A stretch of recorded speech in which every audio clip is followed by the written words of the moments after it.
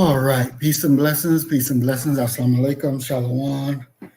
Welcome, welcome, welcome, everyone.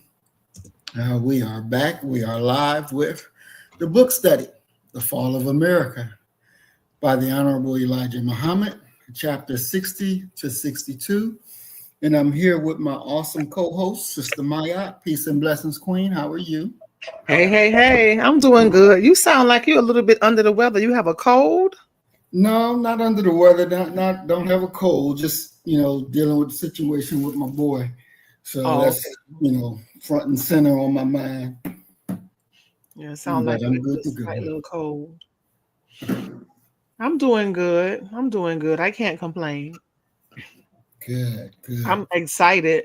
good. I'm just really excited. We got to the tonight will actually be the end, with the exception of what Muslims want and believe, Mm, which like on the PDF is not like one of the chapters, but nevertheless we are gonna touch it and that'll be it next week. But we did it. wow, We did it. wow. And I'm just excited. I'm happy. It's historical for me. And I was thinking last night, and I know I told you, but I just want to remind you. When I started reading Fall of America, I had already started recording a few chapters on my own because I was going to do it on my own channel. Mm-hmm. But I could not.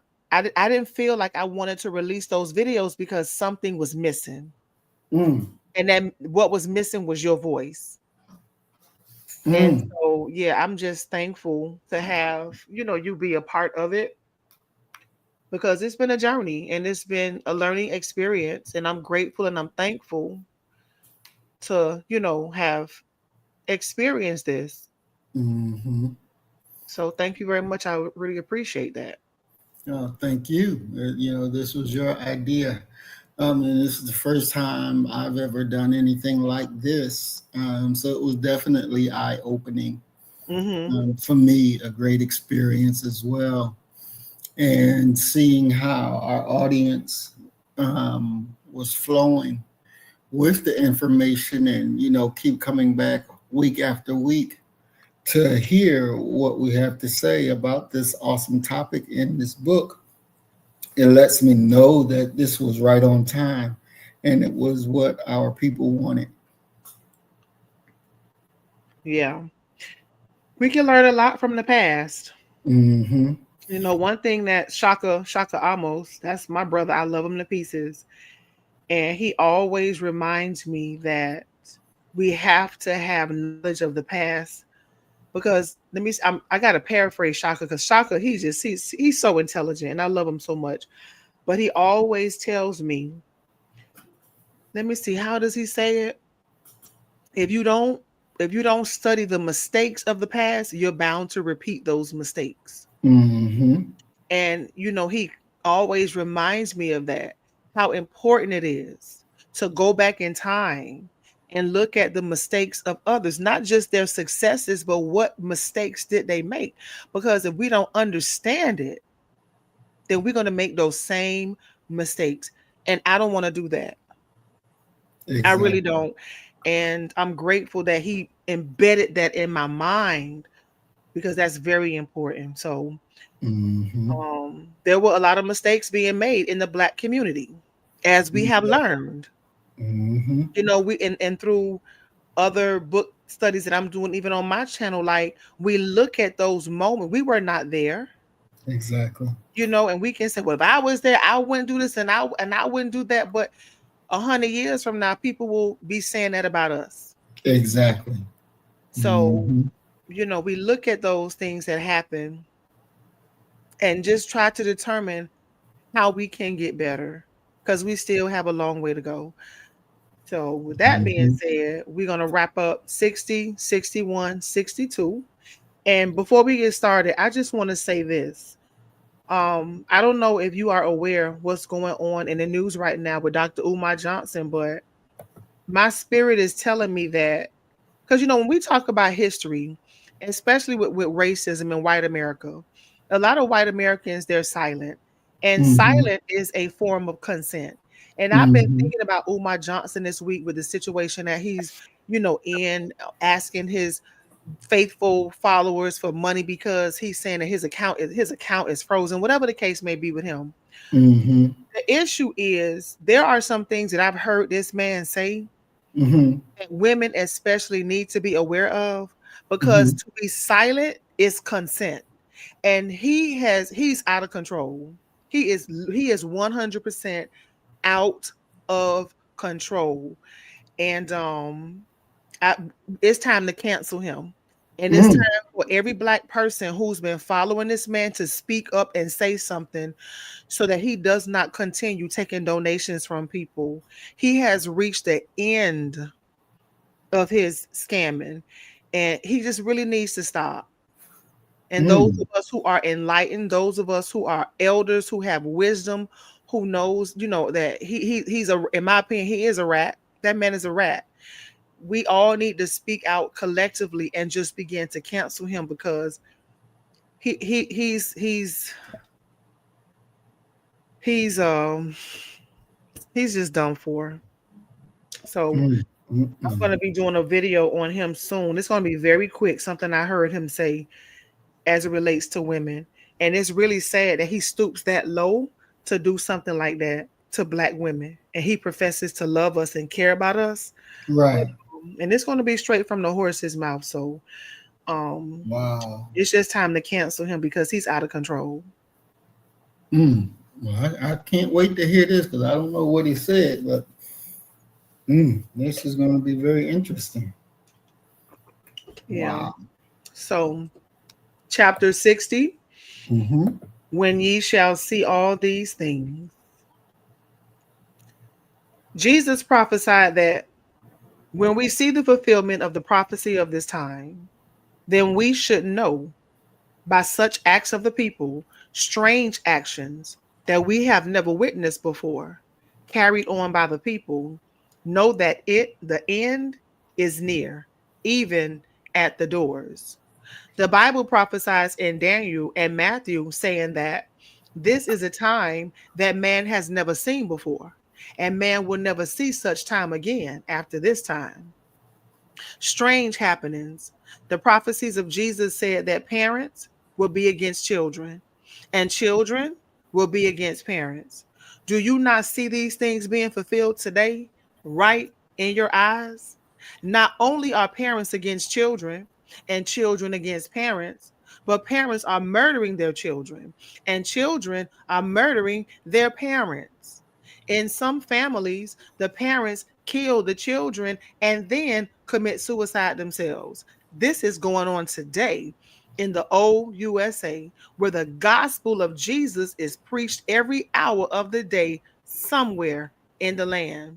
In this time in which we are now living, there is no respect for dignity.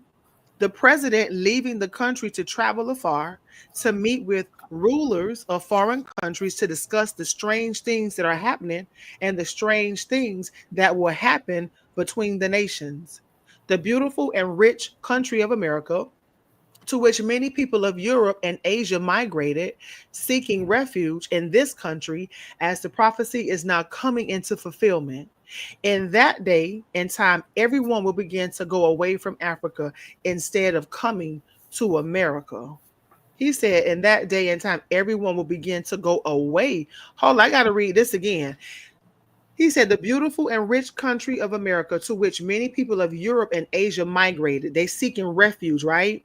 Mm-hmm. Said, so they're seeking refuge in America. He said, as the prophecy is not coming into fulfillment. But he say, in that day and time, everyone will begin to go. Oh, I'm sorry. See, I said Africa, but that's supposed to be America. He said, everyone will begin to go away from America instead of coming to. So here Mm-hmm. he's saying people are going to start leaving America as opposed to coming to America for refuge. Okay. That's the, Mm-hmm. I was like, damn, Africa. All right. As the revelation teaches us of the prophecy that they will stand afar off and see the fire of her burning, and for fear of it, they will lift up their hands and their voices. They will lament for her.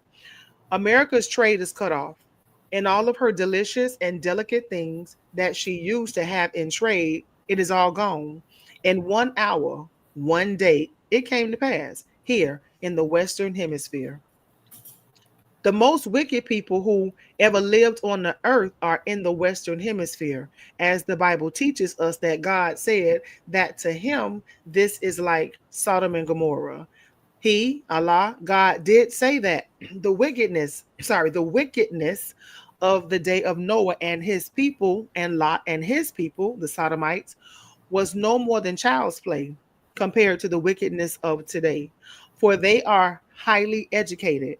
They are scientists at making wickedness for themselves day and night, up and down the streets. People are killing, murdering each other.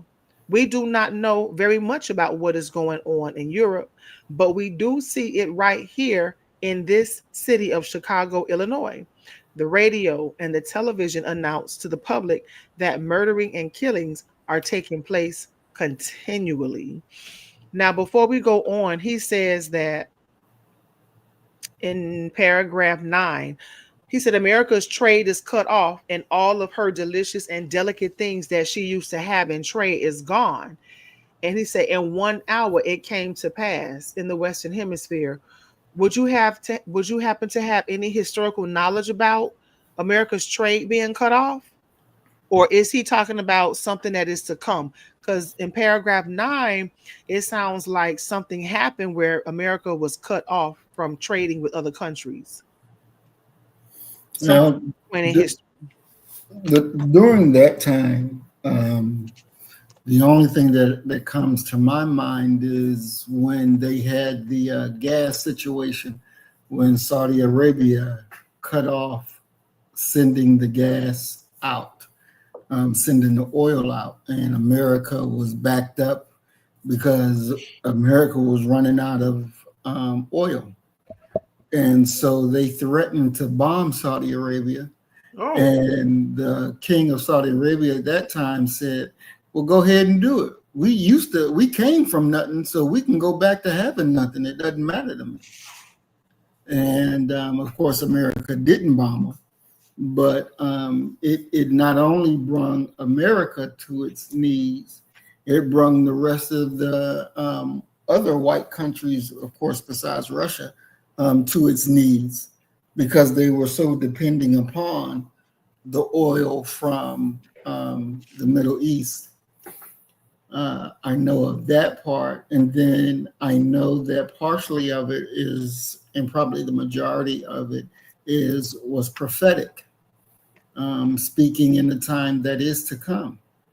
Because even though Trump is doing his tariff war with these other countries, and we can see that prices of things are going up and up and up, we are fulfilling that people don't want to trade with America. Whenever you have Canada threatening to turn the lights off for people in America because some of them get their electricity from Canada, mm-hmm. You have a problem. Never before has there been a time when an American president says woof woof that another country has the balls to say woof woof woof. And so this is what we're living in right now. And this is why Russia, South America, India, Iran, Vietnam, these countries are starting to get with BRICS and dump America Mm-hmm. because they're tired of the bullying. When America puts sanctions on a country, you're sanctioning every person that lives in that country because now things is going to go up. You're going to have a hard time getting materials and all of that stuff in. So it's not on the best interest of a country to be at odds with America when they can hit you with the cutting off of trade and they can hit you with these embargoes that not just hurt the wealthy, but hell, it hurts the poor as well. So now people are beginning to stand up and bark back when America barks. So you're saying that there are people who live in the United States of America who get their electricity, meaning their light, to be able to run their refrigerator, their stove, their air conditioning. They get their electricity for their commercial properties and residential properties from Canada? Exactly. Yep. Really? Hmm. They pay the bill to a Canadian company, or how does that work? However, they got it situated, whether like, say, for example, for in Tennessee, their electric thing is called TVA. And so you'll get your bill in the mail and you pay them.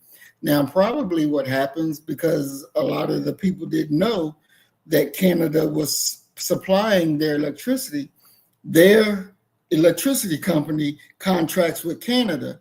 And so when the people pay their bill, then the electricity company pays Canada what it owes them. Mm, Um, and it's very interesting because maybe, people did not understand that. maybe, because you got some places in Canada where across the street neighbor is the United States, Hmm. literally. So I'm thinking maybe, but you say it's in Tennessee because that's south. That's in the southern area now. Yeah, now I was just using Tennessee as an example. Example. Oh, okay. Yeah, I was just using them as an example, but the states that get Canadian electricity, New York, Michigan, Minnesota, Yeah, Vermont, yeah. Maine, California, Oh North wow, Dakota, California too. California, yep. Yep. Damn. Massachusetts, New Hampshire, and Montana. Whoa. Oh yeah. So those northern states that's closer to the Hmm. border, with the Yep. exception of California, but I guess because on the Pacific, when you look at Oregon and Hmm. see Washington, it's just a skip and a hop. So that's it. That's Hmm. interesting. Yeah. Yeah, and people didn't know that. And when the Canadian elected official got on the TV and started talking about that, then people start saying, what is he talking about?" And they go do the research and they find out, damn, I thought I was getting American electricity. No, you ain't getting no Damn. American electricity. You getting electricity from Canada. So Canada had something to place. Canada had their hand in the bag too. Like try it and see what happened. Exactly. Try it and Exactly. see what happened. Exactly. Yeah. How cold it is up here. Your people will be freezing in their damn sleep. Exactly. And you notice Trump didn't push back. He didn't enact those high tariff like he was talking about. Wow. He slowly backed that shit up. Why? Because he know that Americans ain't going for, they hit they button and that damn electricity don't come on and they done paid their bill. They ain't Mm-hmm. gonna go for that shit. They're And not gonna go for Canada it. right now, they're being invaded by like those immigrants who had temporary status that is now Mm-hmm. they ended that shit. Mm-hmm. They are flooding the Canadian border right now Mm-hmm. by any means necessary. They have family members just dropping the people off. They take them to the border and drop their ass off and say, go to wherever the hell Mm-hmm. they knocking on. They had a Haitian lady who was holding a baby and she was knocking on a stranger's door, probably asked, because Canada gets chilly. But Right. yeah, they rushing Canada right now. And so they had a lot of white people who were doing interviews. They setting up cameras in their community, watching them just cross the border at night. But these damn white people don't even belong here anyway. So I'm to the point. I'm tired of caring. I'm really tired of caring about a whole lot. Mm. It's time for Canada to feel what we've been feeling for a very long time as well. So Mm-hmm. it is what it is. Exactly. It just is what it is at this point. But Mm-hmm. that's interesting. So um, when ye shall see all these things. Today there is great disrespect of one another. Mother and daughter are walking the streets in shame to the public of decent minded people. Let me read that again. He said mother and daughter are walking the streets in shame to the public of decent minded people.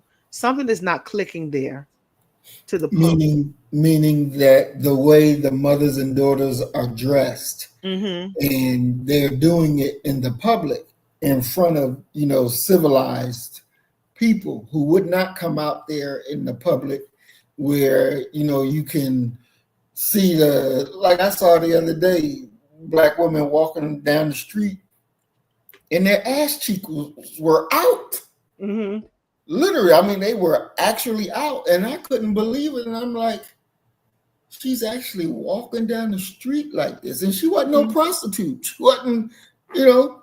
And they told me, well, it's the style today. Mm. Like, this is the style today.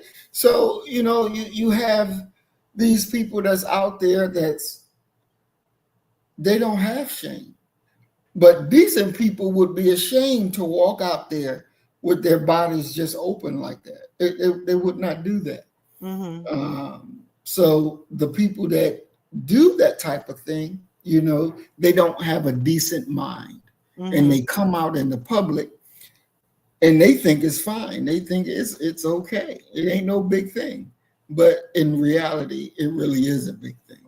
No decent minded person would do that. They would cover themselves. But these people have lost all understanding of what decency is.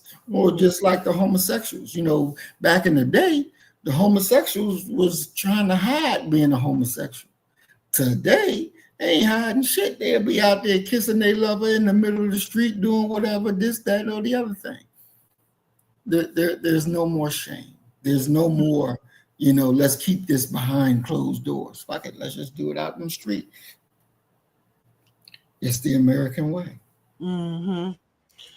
He said they are throwing their clothes aside from their bodies, trying to keep nothing covered but their shame. And some barely cover their shame.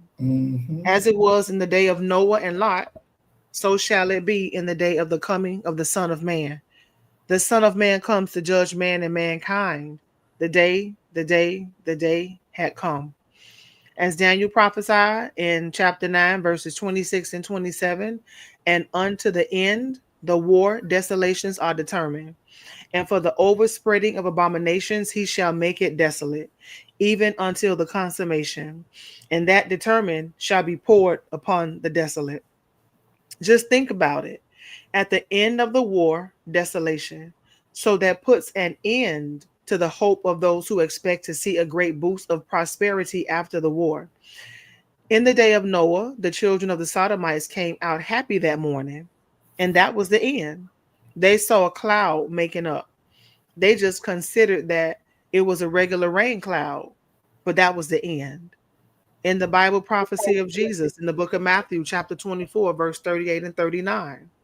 For as in the days that were before the flood, they were eating and drinking, marrying and giving in marriage, until the day that Noah entered into the ark, and knew not until the flood came and took them all away. In the time of Noah, the people of Noah were having parties, as you are doing today, and that day was the end. In the time of Sodom and Gomorrah, they were so wicked that they were willing to go to war with the angels in the house of Lot. The Sodomites attacked the angels of God, who had power to destroy the Sodomites almost instantly. The Sodomites warned that they had been waiting the angels visiting the house of Lot. A terrible time is gradually approaching upon us, a time so terrible until it will make children gray headed. The Holy Quran teaches us. The Bible teaches us that it will be a time never witnessed by man, and there will be such time in the hereafter. It is a great time. Day and night storms are withering the country. It is storming day and night. The Holy Quran prophesies of calamities, one right after the other. This we are witnessing with our own eyes. O America, where shall ye flee? The Holy Quran teaches us, black men, to take refuge in Allah. Today, people, today people laugh at you if you invite them to do righteousness. They make mock of your doing right. So did the people of Noah and Lot. As it is said so beautifully in Jesus' prophecy, so shall it be in the day of the coming of the Son of Man. When ye shall see all these things that you see now, know that it is here. We are living in the end. My black people, I say fly to Allah for refuge and come, follow me. I may look weak, but through me, you will find refuge in Allah. And that's chapter 60.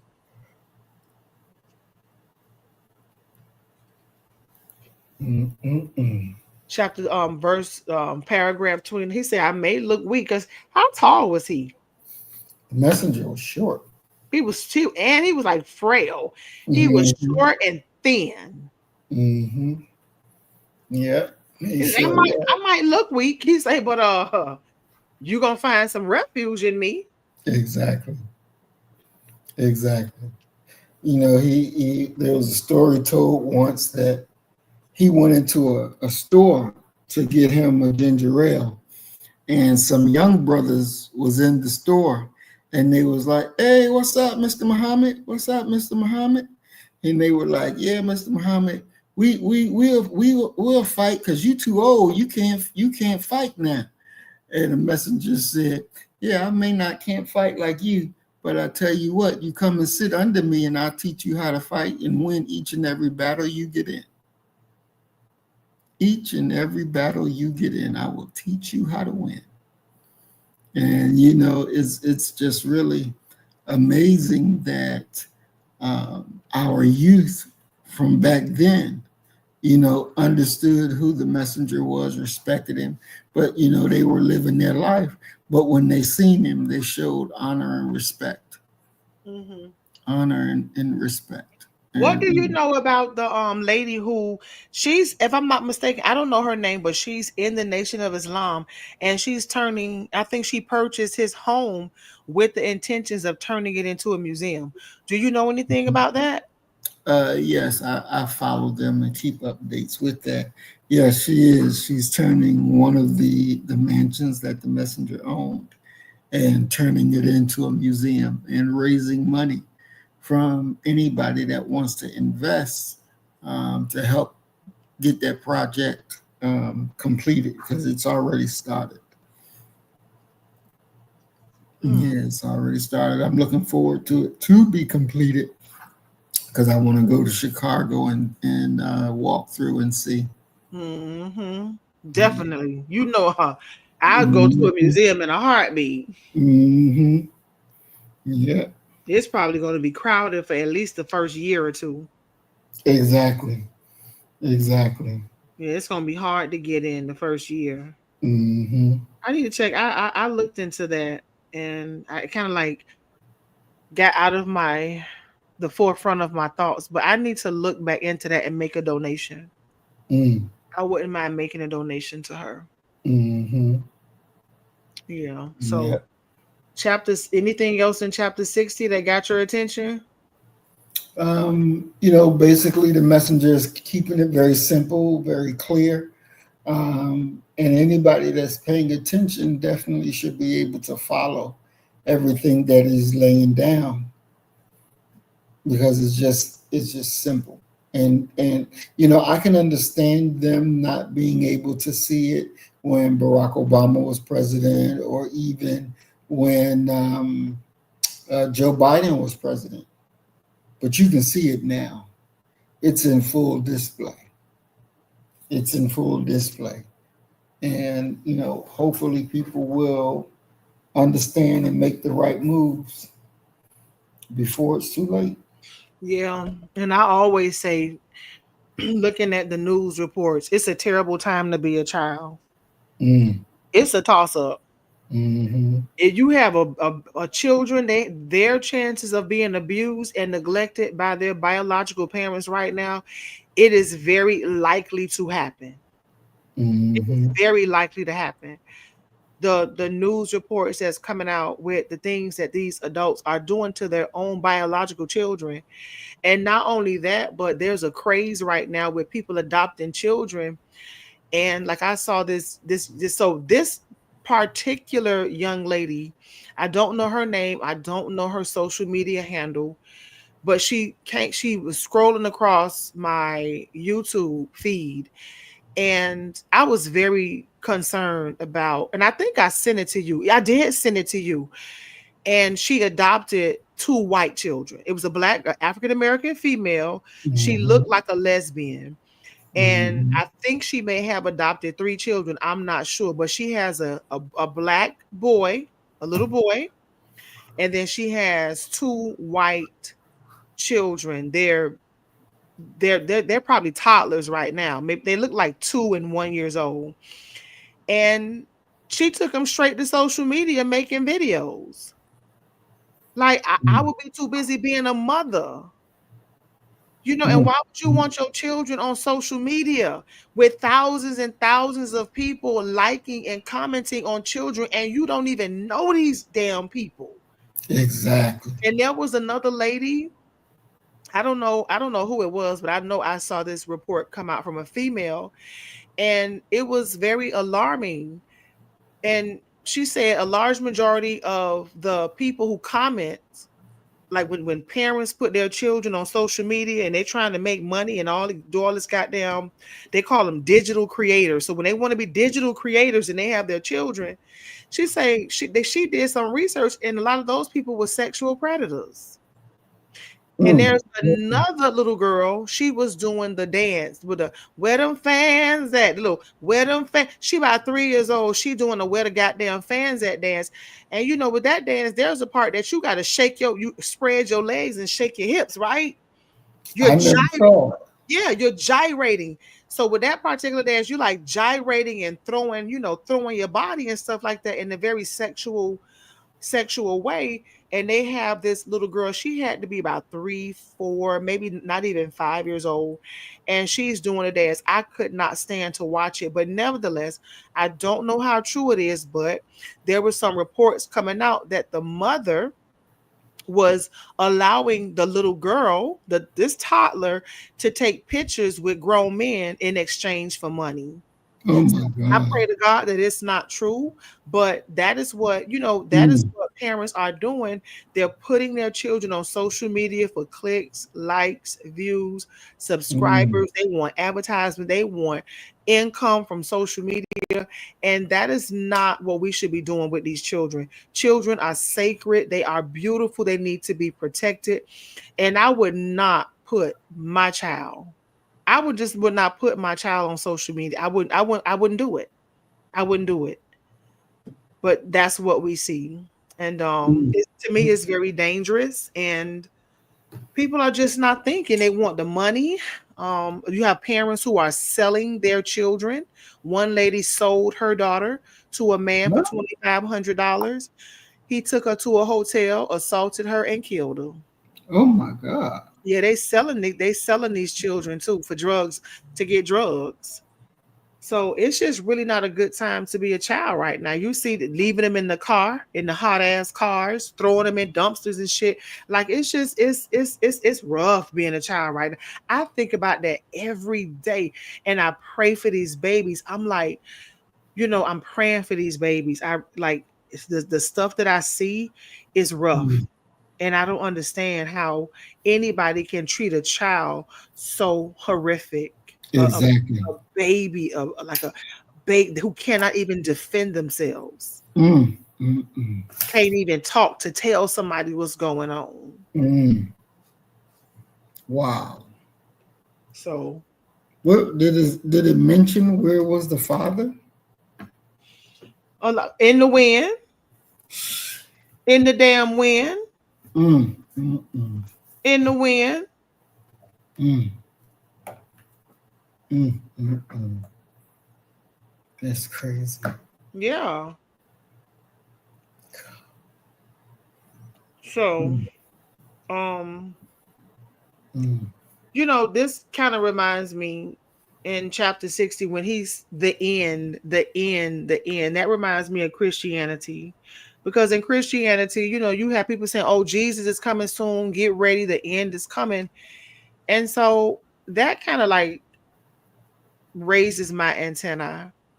because it's like, okay, the end, the end, the end. We've been saying that for so long. When is it going to happen? But I do Hmm. understand that Elijah Muhammad is saying, look at the signs, you know.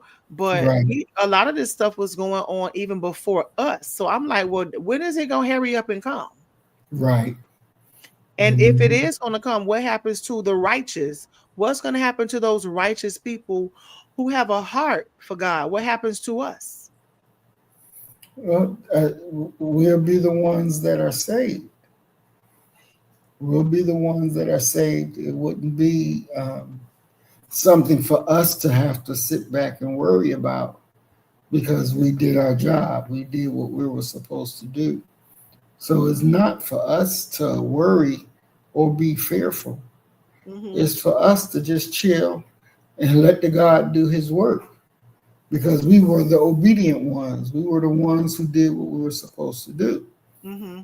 So, we're going to be okay. It's those others who did not do what they were supposed to do. It's those people who need to worry about it, who needs to honestly have a self-reflection, honestly have a self-reflection and be able to be honest with yourself.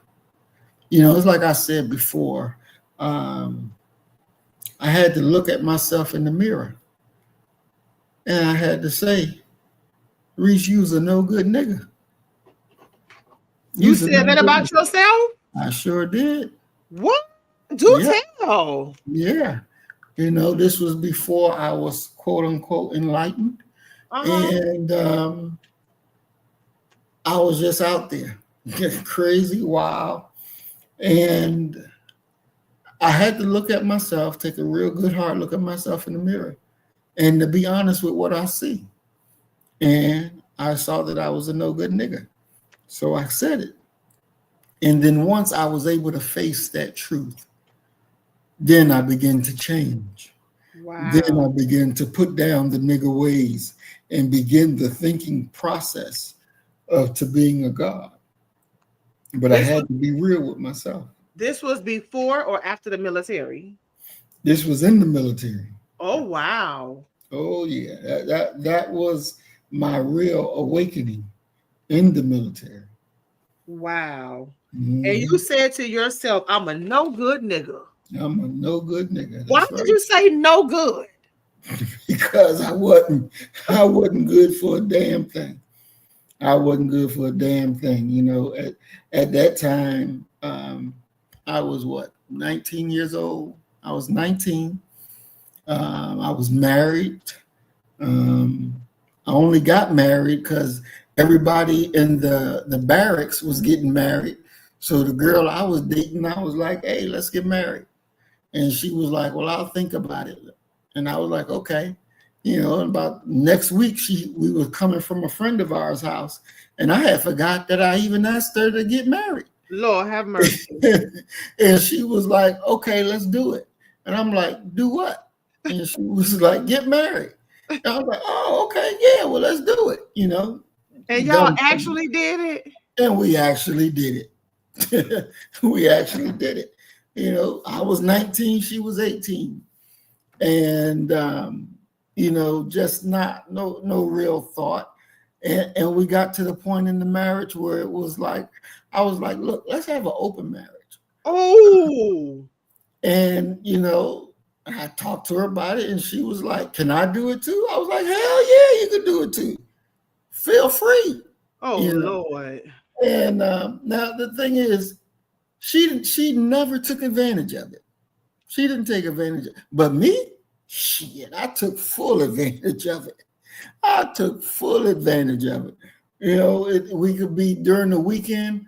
I'm down there in Georgia or down there in South Carolina, down there in North Carolina. I'm with some other woman, and Mm, mm, mm. it was like, because people knew that she and I was married, but they saw me chasing all these different women.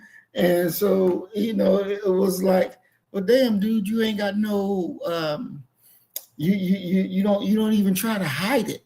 And I'm like, it ain't nothing to hide. She know what I'm doing. We already had a conversation about it. But that wasn't even a real marriage. No, That no, was not a it real wasn't. marriage, but it was selfish. It was selfish. It was very immature. Mm-hmm. And it Mm-hmm. was a learning experience, no doubt. Mm-hmm. But at 19, like, oh my God, that's crazy. So, Mm-hmm. how long did you all stay married? We stayed married for about 4 years. What? Mm-hmm. And oh my God. And so what made y'all get a divorce?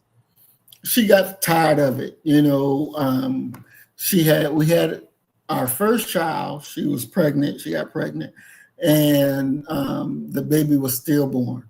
Mm. And so we had a falling out over that because I was like, well, just get an abortion. So we ain't got to go through all of this 9 months and all that. If you know the What? baby ain't gonna make it, just get an abortion, and we can be cool. And she was Wait a like, minute. no. How did she wait a minute? Wait a minute. Stop. So y'all knew that there was a possibility that the child would not make it. Right, because she went to Minnesota to visit her aunt, and her aunt had the shingles, and she was around the aunt being pregnant, and so that affected the baby. And Oh so wow. when she went to an appointment, and then the doctors was like, "This is not good," and they broke it down to us, and even sent us to different army posts, air force posts, to get other recommendations and to see specialists to see if anything could be done. And they were like, no, it's best to go ahead. If you want to get an abortion, it's fine. You don't have no issues, because the baby's just not going to make it. It's already deformed and all these things. From shingles? From shingles, yes. I never knew Yep. that. So it's just Hmm. really grace and mercy that a lot of us are okay. Because shit, who I just learned that today. Hmm. Yep. So if a pregnant woman is exposed to someone with an active case of shingles, Hmm. how? But That if a baby. person have how did the baby get infected? By the mother being around the lady who had shingles. So some kind of way it transferred. It didn't mess with Justine. She didn't have no issues. It didn't mess with her, but it affected the baby. Because shingles is not respiratory, right? Mm-mm. Mm-mm. Oh, maybe it's something they ain't telling you. Mm-hmm. Maybe it's But something they ain't telling you. I don't know. shingles is the older version of chicken pox. Wow. Yeah. Yeah. And Ooh. so she didn't want to get rid of it. She wanted to carry it. She was believing that the baby may be okay, And it didn't. and it Didn't work didn't. out that way. It didn't. And holding the baby, and I remember sitting in the hospital room, and I'm holding the baby. They put the baby under a lamp, so when you hold it, you'll feel warm. And I cried so hard. I mean, and that was from the pit of my stomach. And I was angry because I was like, if you would have just did what I told you, you know this would never had happened. You would have never got to this point, and we wouldn't have been going through this pain. No, Earth Angel, my wife wasn't no mixed wife. She's a full black woman from Georgia. Her aunt lived in Minnesota. Another black woman lived in Minnesota. I don't marry no half breeds or even mixed race people like that, even when I was crazy. But You say you used to be crazy. but I was smart enough not to do that dumb shit. And it was a very hard thing, because I always wanted children. I've Mhm. dated women who had their own children, and played the little stepdaddy role, and I always wanted my own. And then when I finally get my boy, he comes out dead. And so for me, the learning lesson that I learned was that marriage wasn't a plaything, and that, I need to be right. And then there was an effect on her because she literally was dying. I mean, I saw this woman every day, and literally she was dying. Her eyes start to get sunk in, and the commander was sending her to mental health and all of this, and they were like, "You're looking at the Walking Dead," until something else, sparks her or give her the energy to live. She ain't gonna be around long. Why? Because of depression? Yeah, yeah. And then, next thing you know, I got her pregnant, and she turned that shit around overnight. Overnight, she turned that shit around. And that's the thing that gave her new life, getting pregnant again. So she got pregnant, had Rasul, and perfect childbirth and everything. And at that point is when I was learning that I had to take marriage seriously. And I had to come with the grips that I don't think this is the person that I would want to be with for the rest of my life. We just was not on that kind of wavelength. Good friends, but not no good husband and wife, not like that. So, she filed for divorce. I quickly signed the papers, Oh and Lord, you quickly signed them? uh, Boy, I this too quickly much for signed me. the This too, papers. see, that's what I would never. Let me tell you something. I have never been married in my life. Mm, I don't care to be married. I don't pray to be married. I don't wish to be married. I don't want. I don't give a fuck about being married. And my friend girl and I, we was laughing the other day because she wants to be married. And I'm like, girl, I don't. And she's like, you're shortening your pool. I said, I don't give a damn. mm, I don't give a damn. I don't want to experience, I don't want to get married to someone who's been married. I know I can't, because married people have been through a lot of shit. And they say that's a different kind of hurt. They say when people get divorced and the things that people go through in marriage, that's another level and a different kind of hurt that I have never experienced. And I don't want to be with somebody who's ever been married before. That's too rich for my blood. That's, oh my yeah. gosh. And you quickly sign the down papers. Yeah, I quickly signed the papers Damn. because I knew she's a good person, but she just wasn't the good person for me. And you know, it was like when I came to a full understanding of what I did to her by not treating her right. Um, I then felt so bad. I Mm-hmm. really felt so bad because, Mm-hmm. it has to be hell on a woman to know that your husband, whom you love, is out being with another woman, even though you Mm-hmm. said it's okay. The, Mm. the reality is it ain't okay. It's not okay. Right. And so having knowing what she'd been through, I felt so bad. And I was willing to marry her again and be the man that she expected me to be when we got married when we were teenagers. But And it was, for me, it was like that would be the only way to make amends for what I did, how I behaved, mm-hmm. when we were married as teenagers. But thank God she said no. She Wow. said, I would like to do it, but I'm not sure you changed 100%. And But you you know, just said, thank God. She said no. yeah, because I would have walked that sentence. I would have walked that sentence. And What, so is that a bad thing? You saying thank God? Like she got me out of it. well, because she wasn't my soulmate.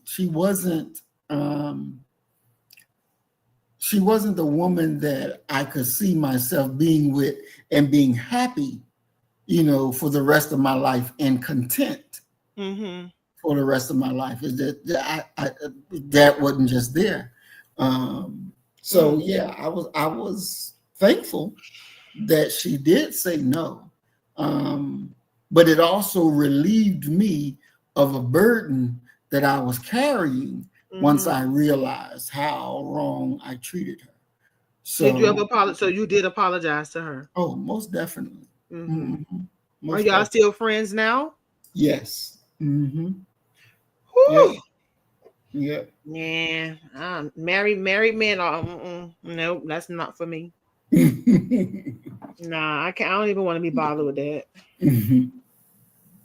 That's too rich for my blood. I ain't got time for it. I'd rather stay single for the rest of my life. I probably shouldn't say that, but that's just how I feel right now. Yeah, it's just right now. You may change. You never know. You never know. One thing is for sure. I never thought that where I am currently, especially back in them days, I never thought that I would be where I'm at now. Um, but what I understand now is that life is going to bring you different challenges. And it's definitely how we handle those challenges that define who we are. Mm-hmm. And, as a no good nigga, you know, you're going to be as no good as the next nigga because you're hanging out with nothing but no good niggas. Mm. So they're not going to encourage you to do the right thing. They're going to encourage you to do the wrong thing, you know. And I can remember one year, it was turning, New Year's, and I was going out to the club with my buddy. He came over to the apartment, picked me up. She was sitting there in the house, and I was like, okay, I'll see you when I get back from the club. And she was like, okay, see you later. And, I got to the car, and he was ready to pull off. And I was like, hold it. I can't go. And he was like, why you can't go? I said, my conscience is eating me up. I can't go. I'm leaving to go to the club. She's sitting in there, looking at the New York thing, waiting for the ball to drop all by herself. And I'm going to go to Wow. a club and party with you to meet some other women, Mm. And I was like, I can't go. I can't go. And he was like, you sure, man? I was like, yeah, I'm sure. He was like, bro, you go to the club, you're going to at least pull about 2 or 3 of them at least, so we can have a good time. And I'm like, nah, bro, you go ahead and go. I'm going to go in here and watch the damn ball with her. And he was like, damn, bro, you just fucked my night up. And I'm like, I'm sorry. And I went in the house and, when I walked in the door and sat down and she was like, what you doing? And I was like, I guess I'm going to sit here and watch it with you. I ain't going to the club. And you can just see the happiness in her face, Mm-hmm. and she happy and smiling. And I'm mad on the inside, not smiling because I don't want to be there. But Damn. the guilt was making me know that, nigga, you better get your ass in there because that's where you're supposed to be. But that was my awakening and coming into the reality of who I really was and what I was really doing to somebody who didn't deserve that kind of treatment. Mm-hmm. She didn't deserve Let that me ask kind you of. a question. Why do you think she allowed it? I think because one, she loved me. Two, she saw me as a prize. When we would go back to her home, where she's from, in Georgia, little small city in Georgia, and she would show her friends, introduce me to her friends, and they all shocked. Her family members shocked. They never imagined that she would have a husband, let alone somebody like me. Um, because she was a country girl. She was just a country girl who, did this, did that, but ain't really did nothing in life.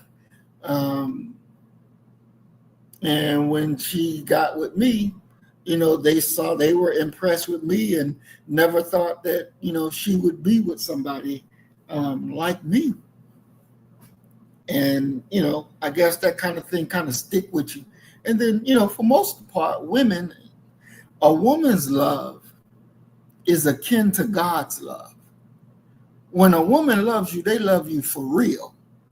A man can say I love you, but only mean I love you temporarily, or I love you because you do this for me. Not a love that comes from, the total essence of an individual. A man don't um, know about that love until God allows him to tap into that, until he allows him to grow into that. And, that's something that as a man, we have to grow into our godhood. And when that happens, then we begin the process of really loving an individual, loving a woman as she ought to be loved. And that is a real process that we have to go through in order to make it there. I think in our community here in the United States of America collectively, men and women, husbands and wives, mothers and fathers, we don't do a good job at emphasizing how important marriage is. And especially when it comes to men, how to treat women.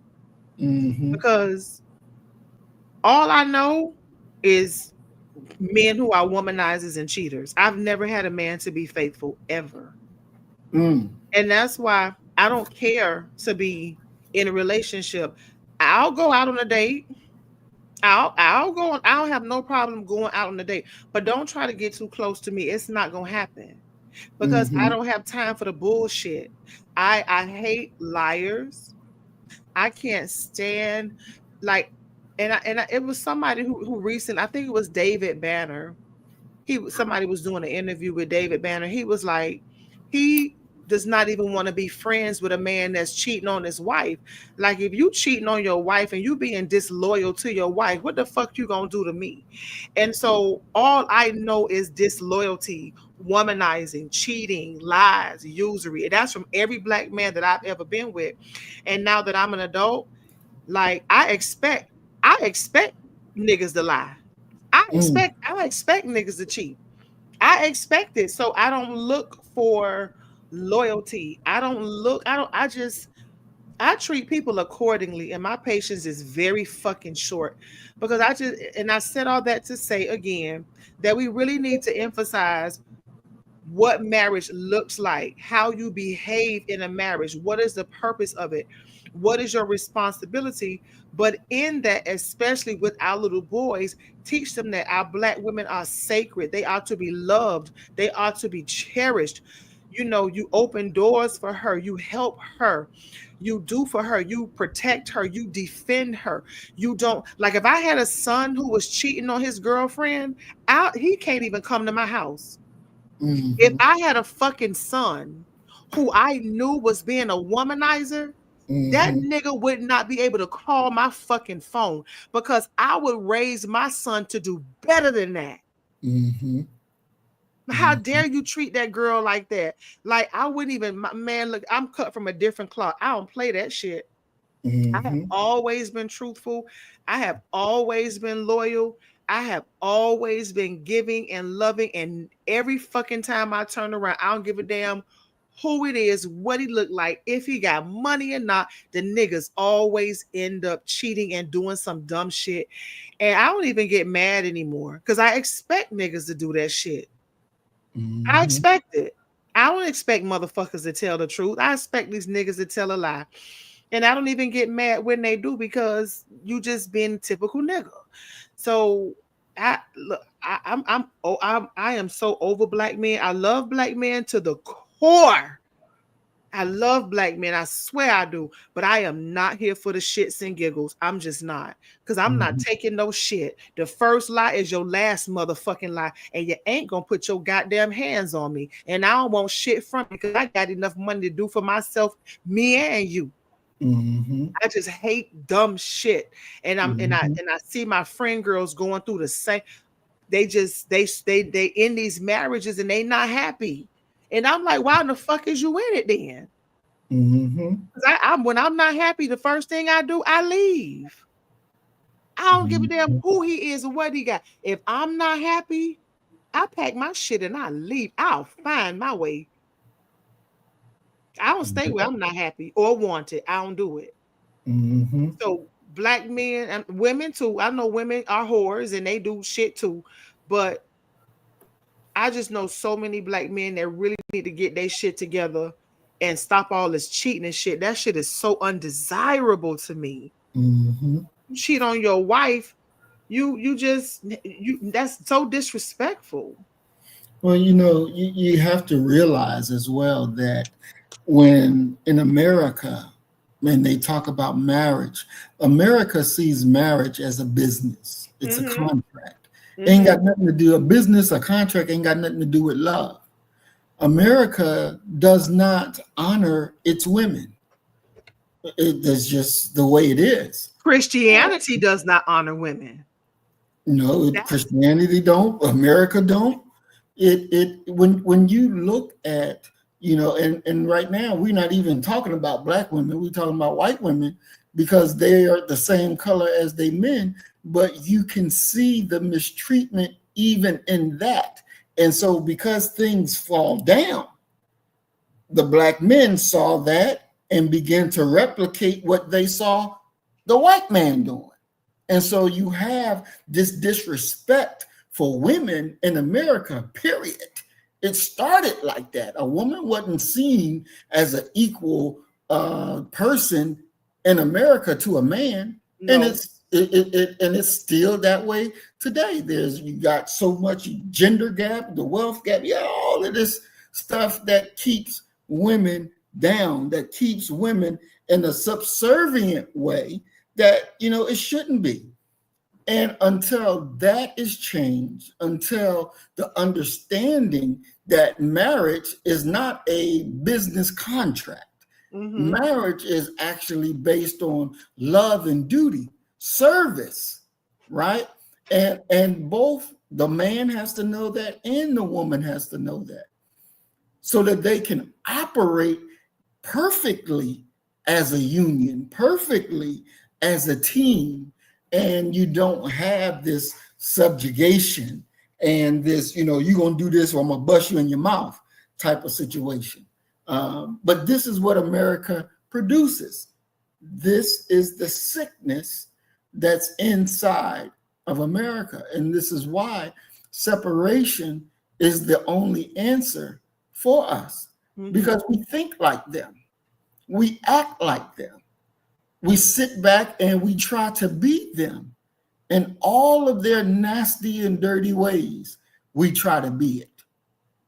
They have their little sex parties. Oh, we want to have our little sex parties.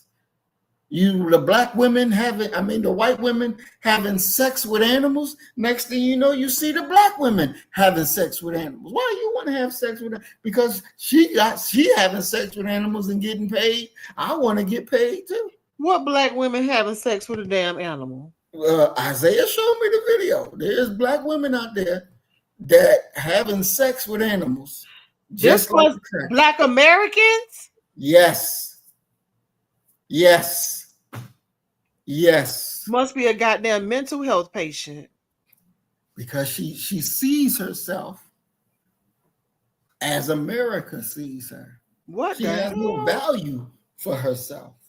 So that's why she's sleeping with dogs, like the cracker woman doing, sleeping with dogs. Mm, That's why. Sleeping with, having sex with horses. Yeah. a black woman. The black woman. Yep. Lord have mercy. Yep. That's That's got why to be some mental separation. health shit. Yeah, most definitely. Most definitely. Hell, I was watching a video on YouTube, and the police showed up at the white couple's house looking for the husband, and they had a search warrant, and they was going through the house looking for stuff, and found pictures of the wife having sex with the dog. So they wound up arresting her ass for having sex with the dog. This was a white couple. Yep. Yep. That's some nasty, man. That's some nasty shit. Mm-hmm. That's some Yep. nasty shit. Mm-hmm.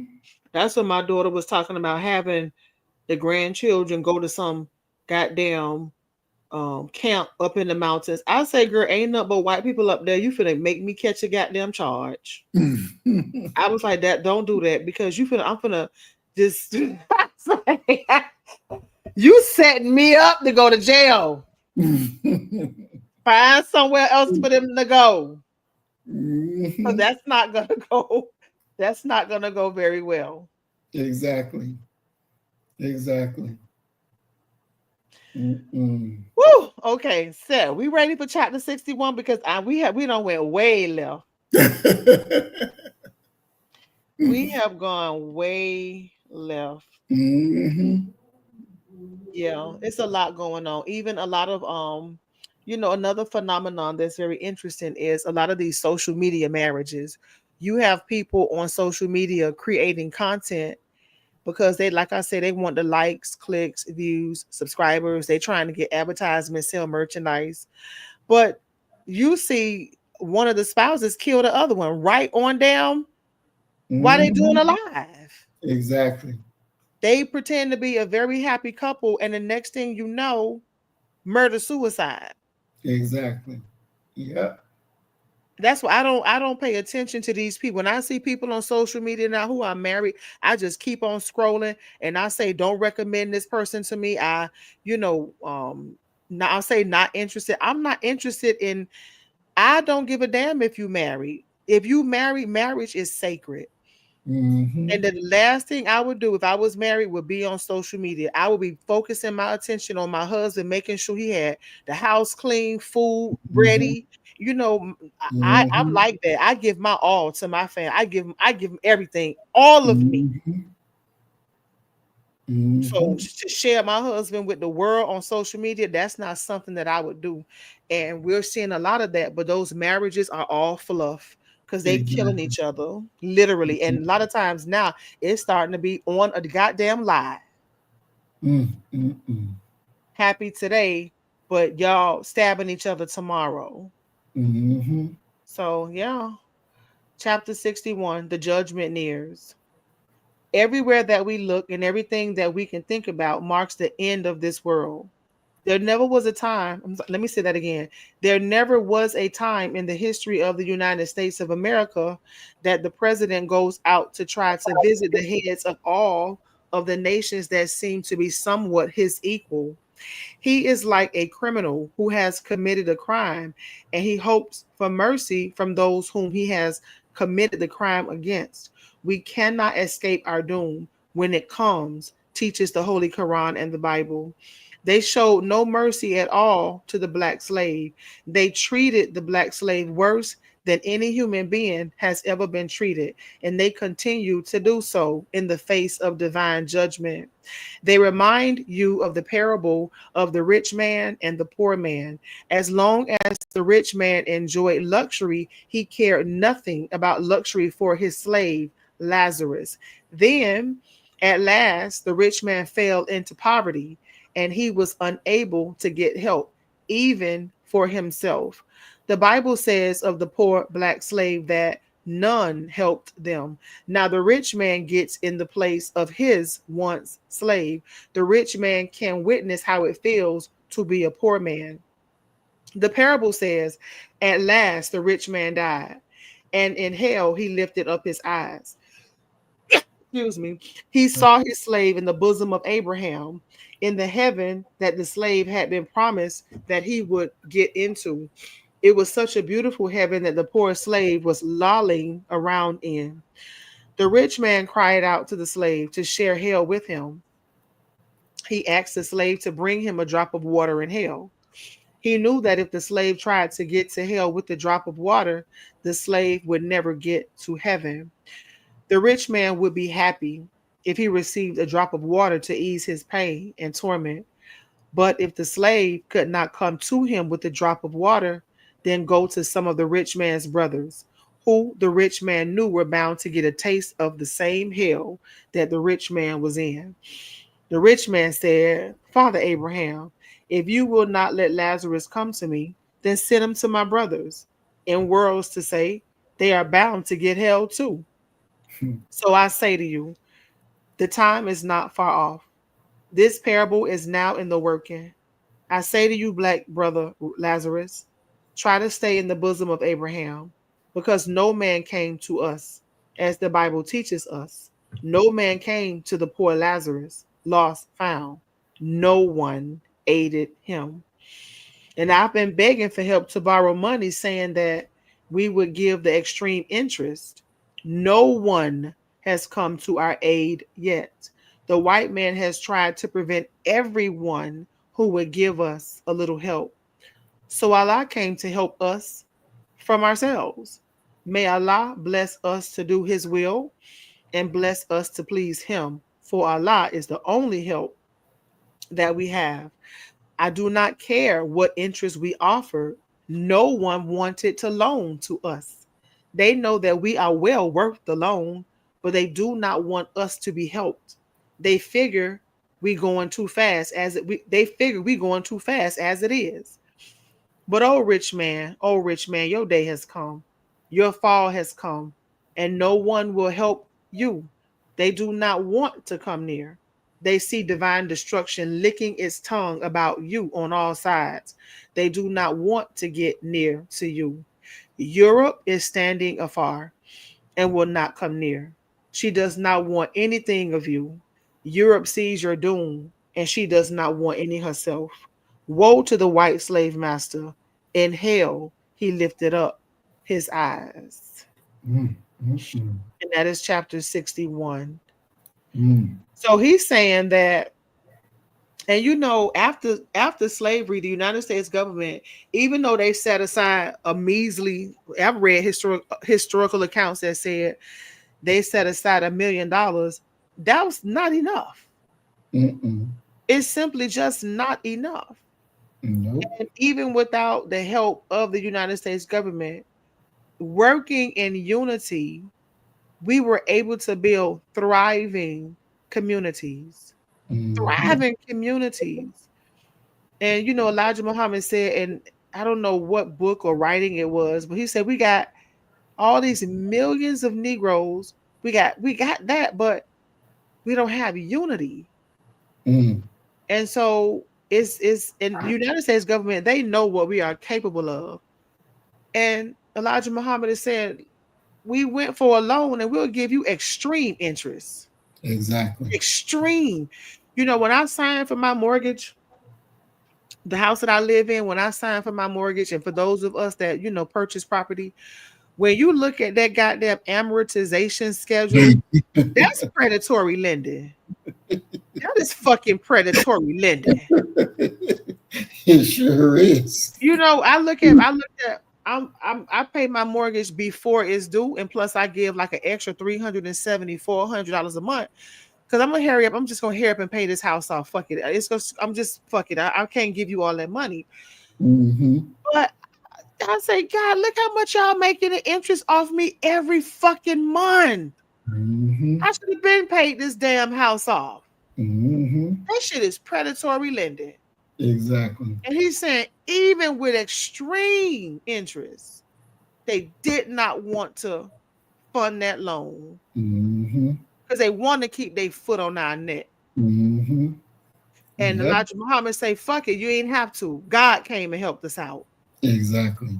And they still wasn't happy with that. Mm-hmm. Yep. Still wouldn't happen. Still wasn't happy. Got a problem with it. Mm-hmm. When we help ourselves, still have a problem. Exactly. You see all these damn Indians, they come over here, they own 7-Elevens, gas stations and shit. Where the hell they getting all this money? Exactly. Yep. This goddamn African lady, I just showed you the video of the African lady. She came from Cameroon with $50. Yeah, I saw that. I You see was that like, shit? what? She up there in fucking Atlanta, in Atlanta with a whole goddamn warehouse full of fucking niggas braiding hair 24/7. Mm, mm, mm. Making, they say she making millions of dollars. Mm-hmm. She got hundreds of employees. That store is open 24/7, 360 fucking 5.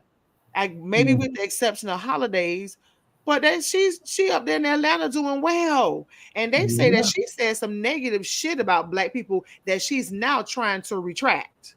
Oh, really? Yeah, they say she said some real grimy ass shit about us, and somebody caught wind of it, and now she's telling African people, don't mess with the black people, because if it wasn't for them, we wouldn't be able to do what we do in America. So leave them alone. And she prayed for black people, prayed for President Trump, pray for America. Bitch, shut up.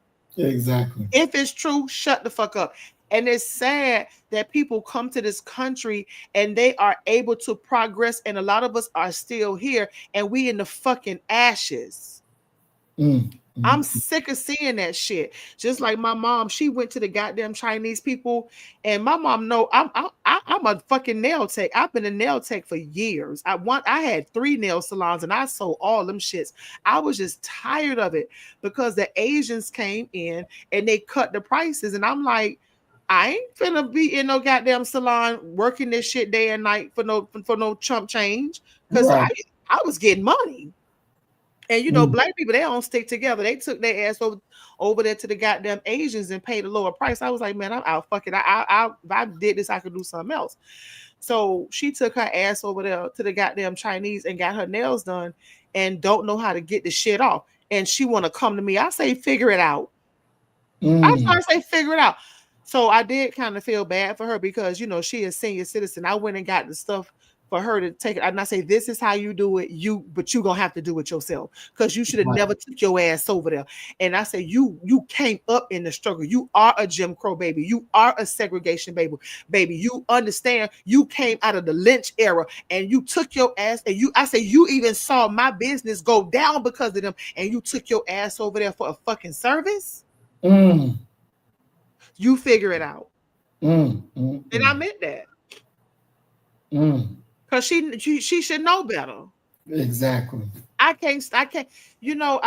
When I go, like now, if you go in some of these Walmarts, they have hair salons and nail salons, right? Mm-hmm. And there's I was in this black community. I don't know what, because I be all over. But as soon as you walk in the Walmart, they have a nail salon that's all Asian, Mm-hmm. and it was full of elderly black women.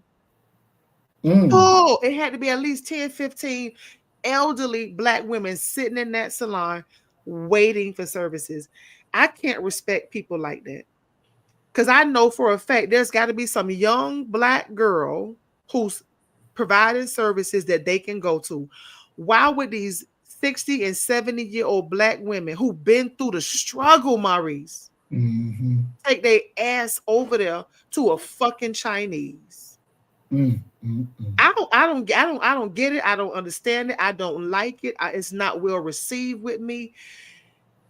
We got to do better. Exactly. Because a goddamn woman come from, and okay, she black, I get it, but you came all the way from fucking Africa to come to America to open up a goddamn braid store. Thank Mm, God you mm, thriving, mm, but god damn, mm. what the fuck Exactly. are we doing? We Mm-hmm. got to do better. Yep. Ain't no way. When we were touring Mississippi, and we found Arabs come from all the way over there from Arabia to be in this damn country ass town in Mississippi, Hmm. and you got a gas station. And look here, it's the only gas station in the city. The only damn gas station in the city with all these damn black folks, and is owned by an Arab. They got one hair store and is owned by a damn Asian. And we What? just sit and just let this shit happen. Well, do you think that the United States government, like, they have a maybe some type of business plan that allows that to happen? Because I mean, the oil is coming from over there. If the Mm-hmm. gas is coming from over there, then why not say, okay, well, you come over to America, open up your gas station in these other communities where they're needed. Maybe they have some type of streamlined service with the United States government to make that possible for them to come over here and do that. I can see that with the gasoline, but even though we should be owning things in our community, um, I just don't see how these motherfuckers come over here and they swear they come from nothing, but you opening Mm-hmm. establishments, commercial establishments that take hundreds of thousands of dollars, millions of dollars, and we've been here, and it's hard. And I know that it's not everybody's story, because we do have some black millionaires, but even we don't even own our corner stores. Mm-hmm. Most, if not all, corner stores not owned by us. Nope. There's not Nope. one corner store I could name right now that I know of. Maybe with the, excuse me, exception of one, maybe one that's about 20 minutes away from my house. All the other corner stores are owned by Palestinians, literally. Mm, mm, mm, mm, They the goddamn Palestinians. mm. Mm-hmm. And they That's over here selling all kind of shit: liquor, cigarettes, beer, wine. wow. Shit in their country they couldn't sell, but they bring it over here and sell it. Yeah, Mm, mm, right in mm, our community. mm, Why the fuck we can't open a beauty? As a matter of fact, it's a beauty supply store by my job. They African too, and mm, it's all men. And that's the thing about these beauty supply stores now. A large majority of the beauty supply stores in the black community, mm-hmm. it be men working in there. Really? In my community, their women don't wear no fake hair. Their wives don't wear lashes. Their wives don't even wear fake toenails, fake fingernails. They don't wear that cheap shit, and they be men in those stores selling that shit to us. Why the fuck we can't own our own beauty supply stores? Exactly. How the fuck you gotta come way from Africa or Asia or India to come, just like you said, come into our community to open up a business and sell shit to us that y'all motherfuckers don't even use? Mm-hmm. Exactly. Exactly. We really have to wake up and understand that this is not normal, because you're not going to go in no damn white neighborhood and they're not going to let you open no store up in there. They ain't gonna let you open no store up in the Asian. Go to damn Chinatown and see if you can put your black store in Chinatown. They not having that shit. But we'll sit back and we'll let it go. And we have to stop. We have to stop. It's just that simple. Now they may let an upscale, they might let an upscale, chic Asian restaurant, but it's not gonna be the little regular one with the goddamn red, the red goddamn ribs. You ever been in a Chinese restaurant and the ribs red or orange? No, I don't eat that shit. I don't I go don't eat that shit either. there. Did you see the it was a Chinese restaurant in Madrid. Man, that goddamn Chinese restaurant was so filthy and nasty. It had not been inspected. It was just disgusting. They Mm, were selling pigeon. They were going out in the open catching pigeons and selling the pigeons as roasted duck. And what? that shit was nowhere near duck. It was fucking street pigeons. Mm, mm, They mm, just, mm, Chinese people are nasty. I stopped eating their food a long time ago. mm, It's just not even real food anymore. And they have a stench of bad odor. And I just mm, simply sat down and said, and I just learned how to cook the dishes. As a matter of fact, I'm going camping. We're going camping over the weekend. And mhm, so the family members that I'm going camping with, I made them a stir fry meal. And mhm. the way I stir fried it, they never had it that way before. And I made a very nice sauce to go with it. And they was like, "What kind of sauce is this?" And I had to come up with a quick name because I didn't want to tell them. I had to, because I know them. They be trying to copy me. And so they was like, "Okay, so we going camping, you doing the cooking, and bring some more of that special sauce." That shit was so hilarious. Mm, mm, But I mm. just learned how to do the shit on my own, and it is so good. Wow. So we really just have to we got to do better. And we can't keep letting these people come from across the water in our community where we live, where we work, where we pay taxes, and open up shop and take that money back to their house and send the money back to their country to support their family, and then call us Mm-hmm. dirty and lazy and dumb. We got to stop Mm-hmm. doing that.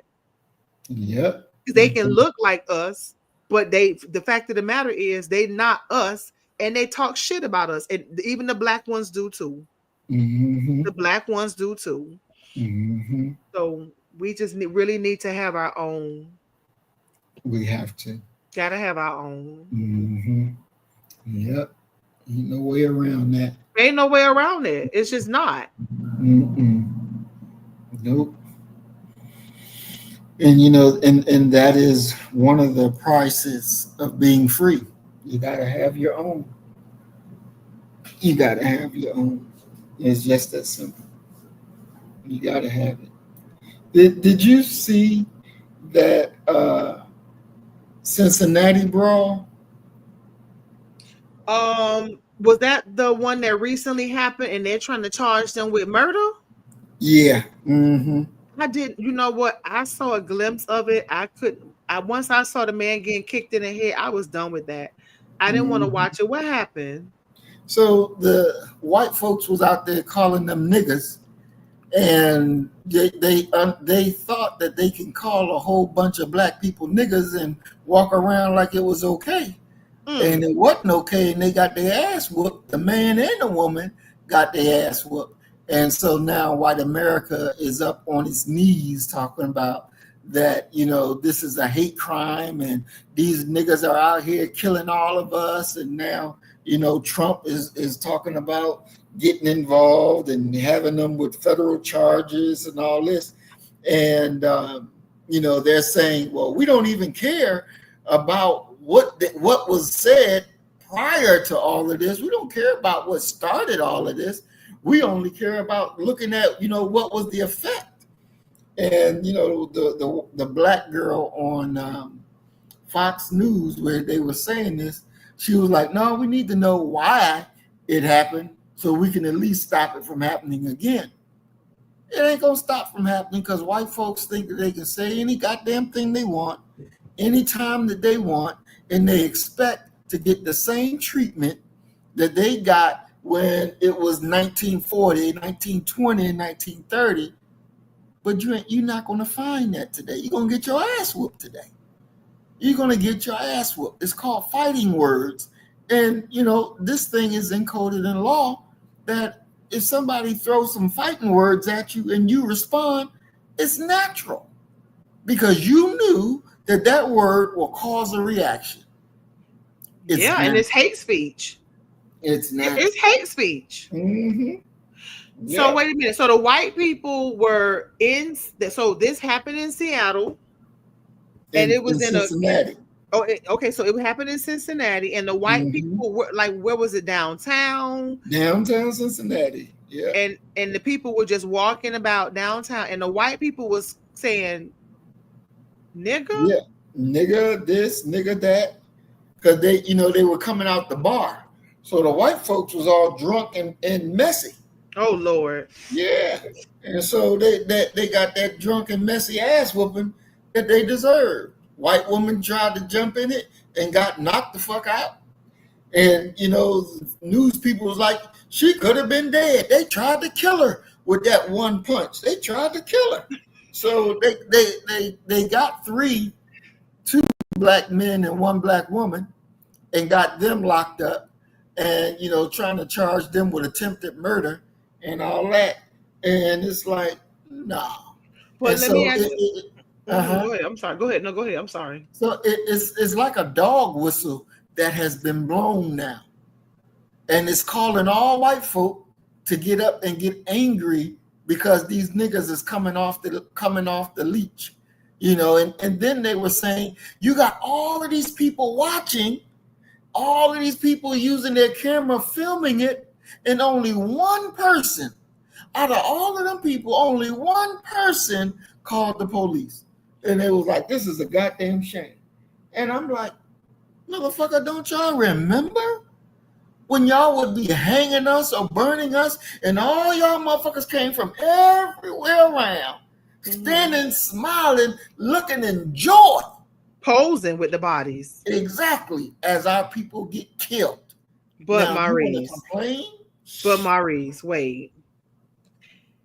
If you were there, if you were coming out of the bar, let's say you and I, we were there, and we coming out the bar with down white people, and they're spewing hate speech, calling us niggas.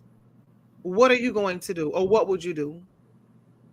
Well, if I see that the crowd is going to handle it, then I'm going to sit back and let them handle it. I'm going to sit back and let them handle it and watch with joy. No. I'm no me. Let's say me and you, just me and you and 3 white people. We walking out and they calling us niggas. What you doing? Me? Yes. I'll probably say something like, "Well, if you see a nigga, come smack a nigga." Simple as that. You see a nigga, come smack a nigga. And see, why you just can't walk on? Why you just can't walk on and get in the goddamn car? Because I can't. Because I can't. See, because they gonna think, yeah, you see how we made them niggas run? No, baby, you ain't make nobody run. If we not running, Maurice. We not running. I'm not fucking running. I'm not gonna fucking run. But I'm not gonna say nothing. Now, if I'm with you and you say something and he wanna act dumb, I know me. I know me. I'm gonna react and I'm gonna get stupid. I already know that. But I would hope that you would just go and let us walk and get the fuck in the car and not say nothing. Because if you have shit pop off, I'm gonna have to pop off. I'm just not gonna stand there and be like, huh? No, look, shoes off, mask off, let's get it fucking. Let's go. But I would be like, look, hey, let's go. Let's go to the car now. Here you go. You see it, nigga? Oh shit. Damn. God damn. Because I be trying to get the fuck away from that. I'm gonna be honest with you. That don't bother me. But if I'm with somebody and the shit go down, it's just gonna have to go down. But I will hope that I'm with someone with an understanding. If them goddamn white people just start acting stupid, because that, and I was thinking about that this morning.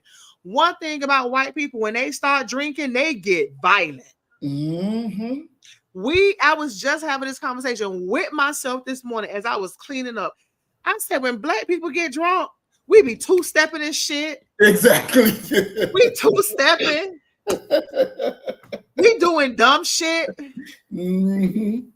We just laughing, remembering shit you did in 3rd grade, acting aki. But when white people get drunk, they get violent. Exactly.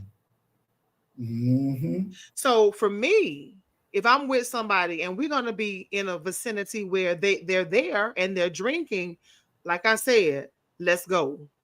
Because once it pop off, it is what it is. But I wouldn't even want anyone in my circle to say anything. But I know that people are just like that. They just like that. You say something, they're gonna say something back. Exactly. I was just wondering. Yeah, it's and maybe someday I'll grow to that kind of maturity. But it's just in me. I mean, you got to realize this. I'm the same dude that knocked on these crackers' doors, went on their damn property, who killed Emmett Till and knocked on them doors, and them motherfuckers would have opened that goddamn door. I'd have been whooping them motherfuckers' ass up in their own place. And so if a cracker did say some foolishness, I give you the opportunity. Come on, smack a nigga. And as soon as you walk towards me, you're going to be done with very quickly, very succinctly, and boom, bam, boom. And any other cracker want to get their ass involved, you gonna meet the same goddamn fate. Because I ain't playing with you. I ain't here to love you. I ain't here to get along with you. I ain't here to do none of that shit. I'm your worst nightmare. I am your enemy. Simple as that. But you notice the white people that do that, once they say something, they end up getting their ass beat oftentimes. Yeah. The ones that always start shit can't fight. Exactly. Cannot fight. Yeah. They have this S on their damn chest. and end Mm-hmm. up getting their ass beat. Mm-hmm. We were seeing videos after video. I was in the gym the other day, and out of all the goddamn trainers in the gym, my trainer and I, we was walking to my next station. And so out of all the people in the goddamn gym, he pulls my trainer aside and he want to complain about the AC. The AC was off. I have worked out in 115 degrees. I'm used to that. That's not a problem for me. As a matter of fact, I don't even like working out in the AC. I prefer no AC at all. But most people that go to the gym, they prefer the AC. But Mm-hmm. nevertheless, he chose my trainer to complain.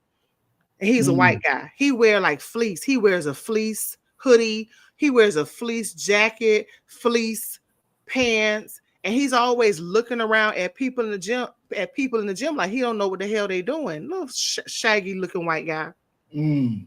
And so he kept complaining, complaining, complaining. And I told my trainer, I said he need to take that up with management, because I said you ain't got shit to do with that. Like, let's go. And so Mm-hmm. when the white boy heard me say that, then he want to get, he got like an attitude or whatever.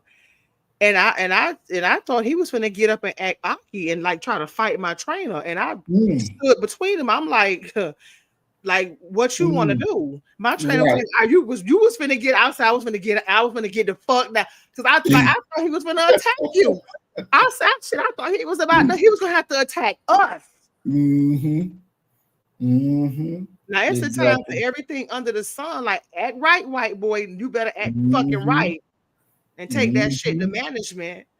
Exactly. Don't act dumb. Now I will get Exactly. involved, but not over no name calling. That's just not me. I'm not with that. No fucking name calling. So I've grown past that. Mm-mm. Yeah. So now they're just trying to press you say federal charges with the Yep. white people. Yeah. Pam Bondi's office is looking into it. Yeah. But I really believe that when if it goes to trial, they're not going to get no life sentence or not even no big sentence Hopefully because just maybe anger management. Maybe anger management. yeah, they take a plea deal and get something be like that, anger management or something. Hmm.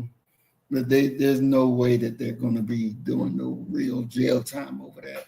Because isn't that Yes. what a lot of parents tell their children? Like, forget what don't even worry about what people say to you. They gonna talk anyway. Hmm. But if they put their hands on you, that's something different. So how Hmm. does that work with adults? When it comes to adults, if a white person does call us out of our names, why do we Hmm. behave? Why do some of us behave the way we do?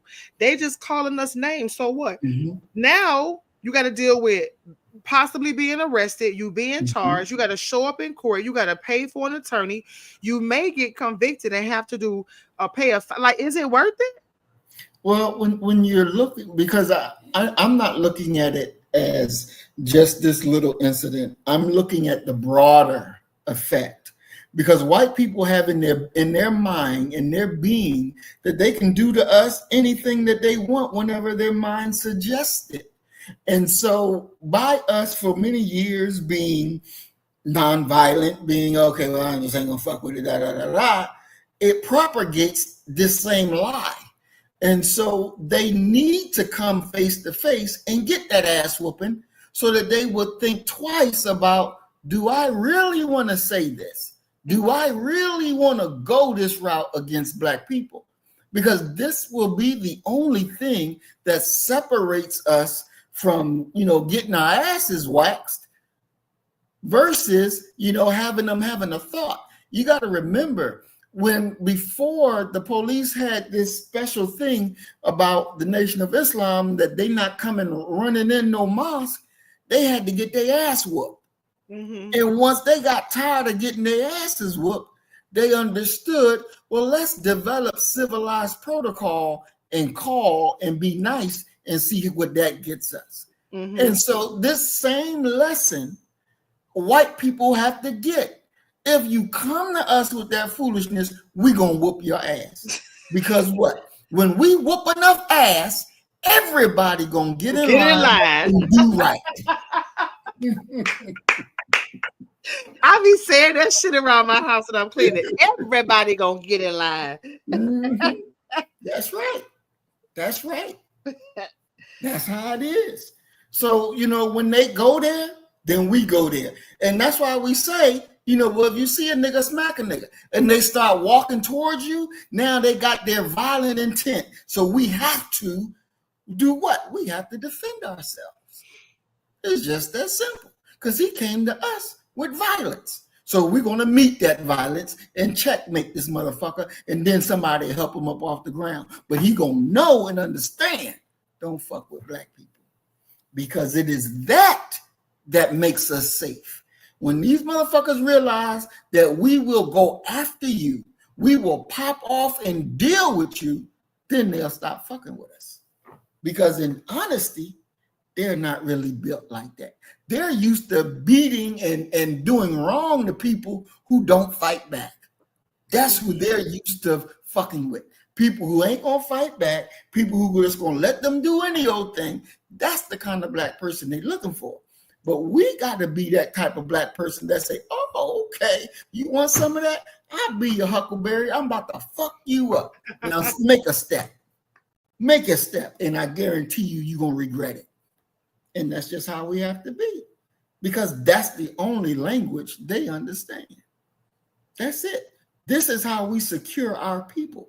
This is how we secure our generations. We got to whoop that ass. We got to. Our God wants us to fight them. He wants us to fight them. And we got to be willing and ready. Oh, Lord. Oh, yes. I can't be bothered with words. I can't. Not words. I cannot. But at least, like I tell people, always know who is in your circle. Mm-hmm. And it's not that I don't care about you, because I do love you to pieces. But now that I have to be knowledgeable and aware of how you respond to certain things, and be like, okay, do I want to go somewhere with you? Mm-hmm. Because you're going to handle things your way, and I'm going to handle things my way. And it's just very important to know your audience. Mm-hmm. Because words do not bother. As a matter of fact, I never forget, I went on a job interview, and the only question that I was asked is, what are you going to do if they call you a bitch? I said, nothing. I said, I'm in a fucking job interview for a professional career.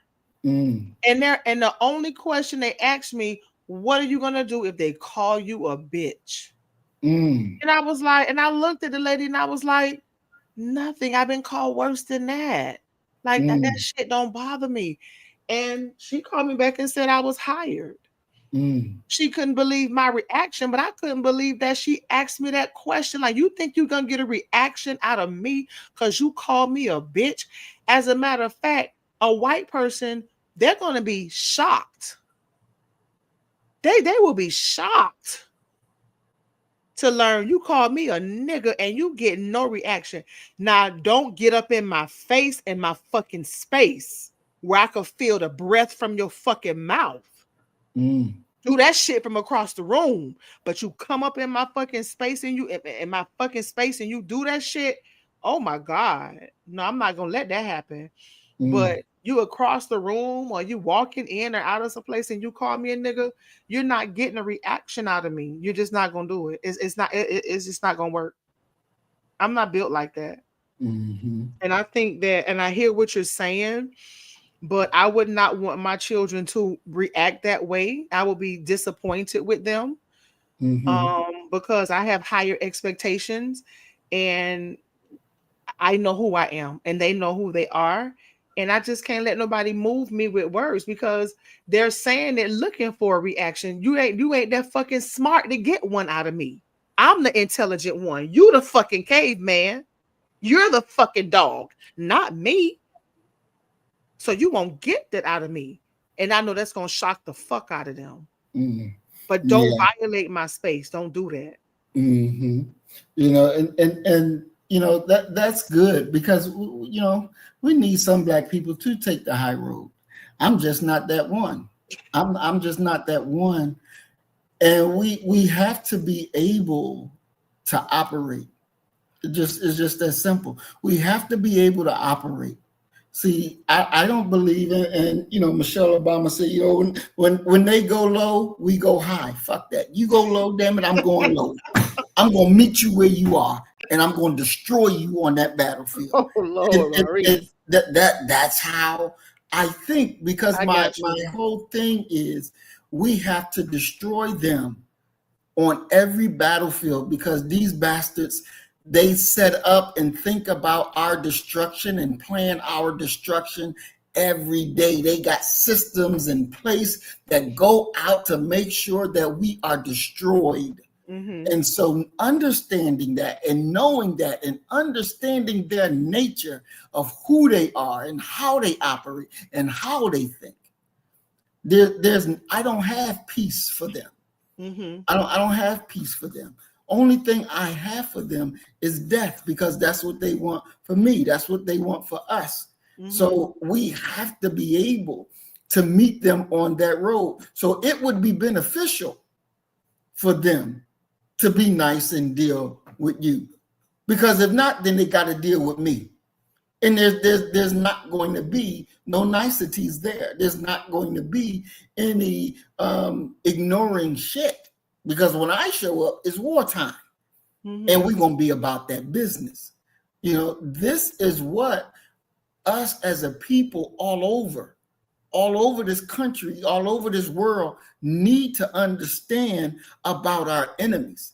They don't respect peace. They don't respect being nicety and all that. The only thing that they understand is war. The only thing they understand is pain. And when we're able to inflict pain on them, then they'll begin to say, well, let's deal with this in a different way.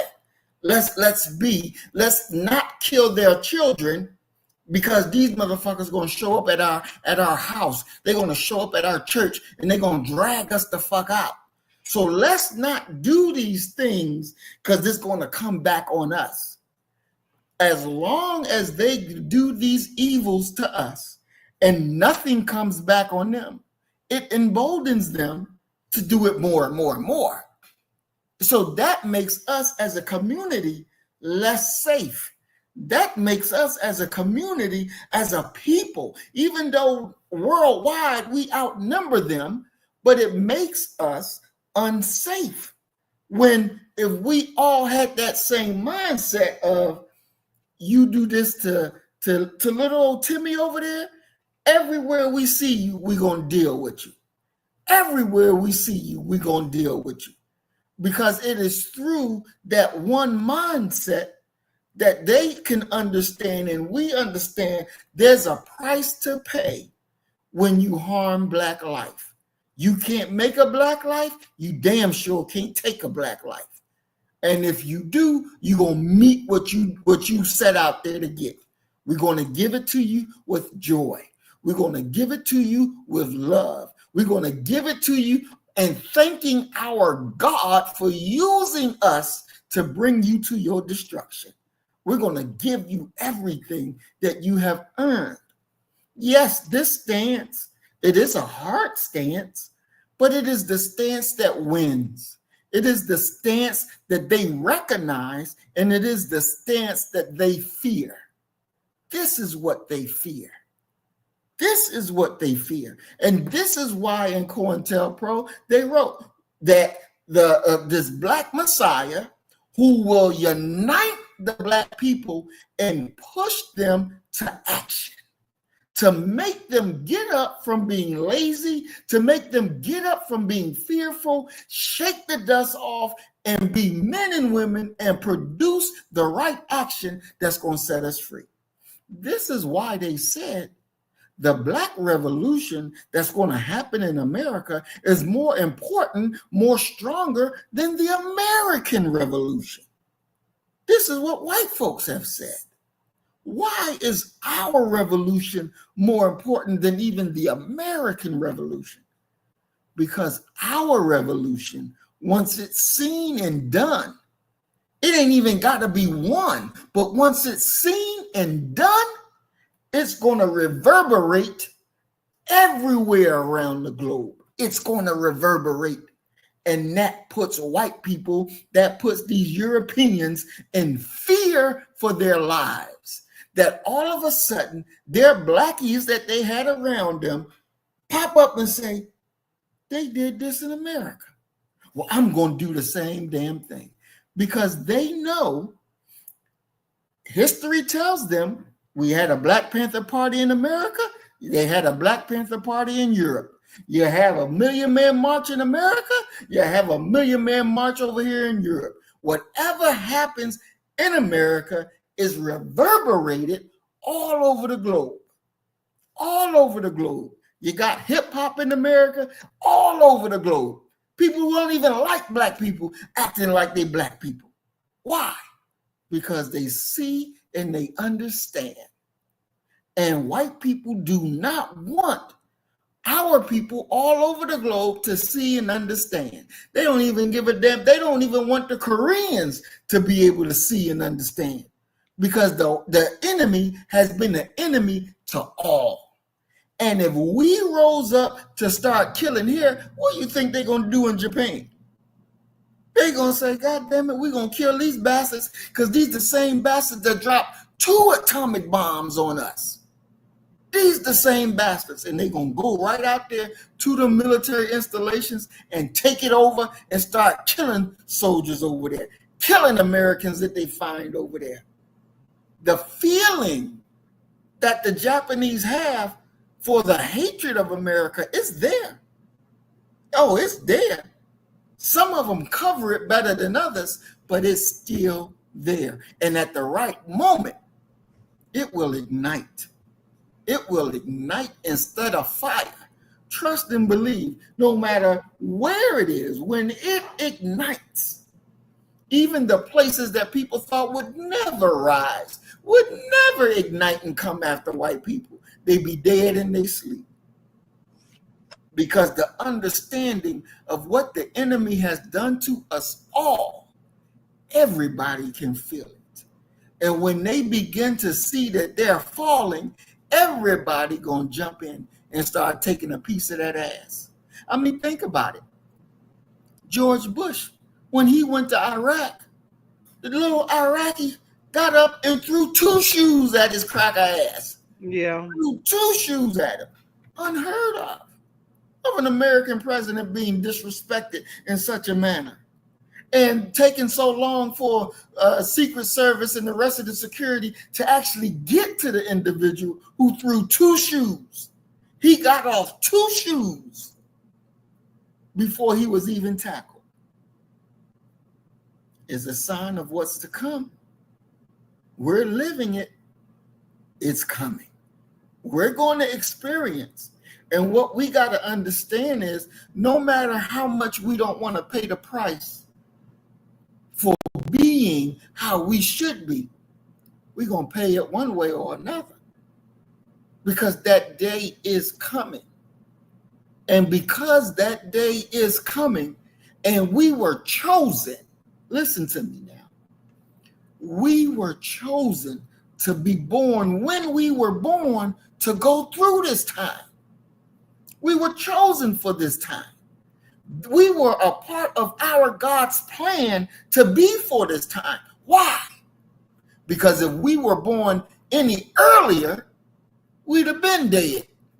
Because we weren't the ones that would have been able to be out there and dragging no shit around and picking cotton. We're just not built for that. Our mentality says, I'm not doing that. Even though you're born in a racist system, you would rebel. You would rebel, and they would kill you. But the God knew that you would be needed in a time like this.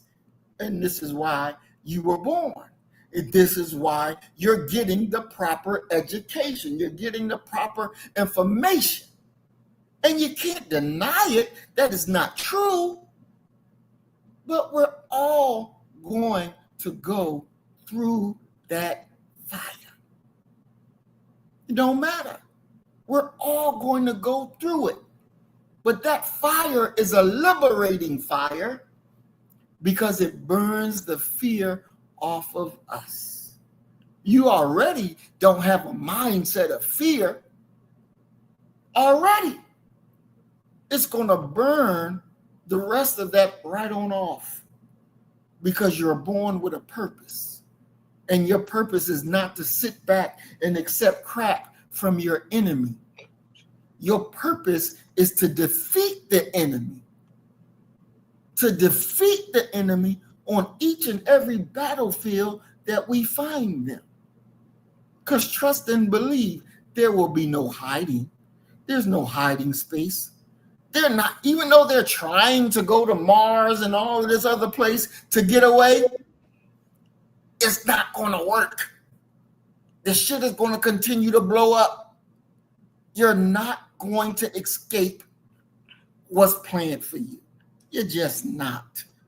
You're not going to outplan the God that we serve. Your day is done. Your time is up. Your removal is taking place. And this is just the reality. And so we have to be happy that we're here and willing and ready to fulfill our purpose. Because we were raised in a manner to make us as hard as we are. We were raised in a manner to make us as hard as we are. And to be the way that we are. See, because can't no soft person go to war against this enemy, because this enemy doesn't have no morals. This enemy will kill you in your sleep. You know, if you out there hunting and you got your dog and your dog is hunting and they go out and find a rabbit, the dog ain't gonna bite the rabbit. The dog gonna make some noise so the rabbit can at least wake up and run for it.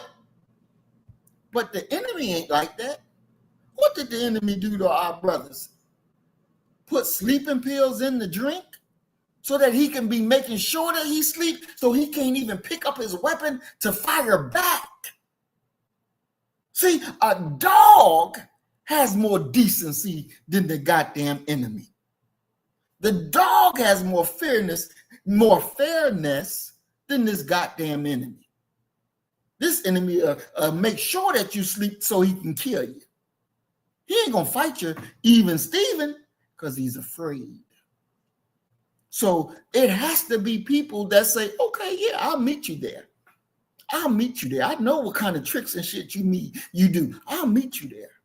I know you'll train your children to kill us without a thought in the world.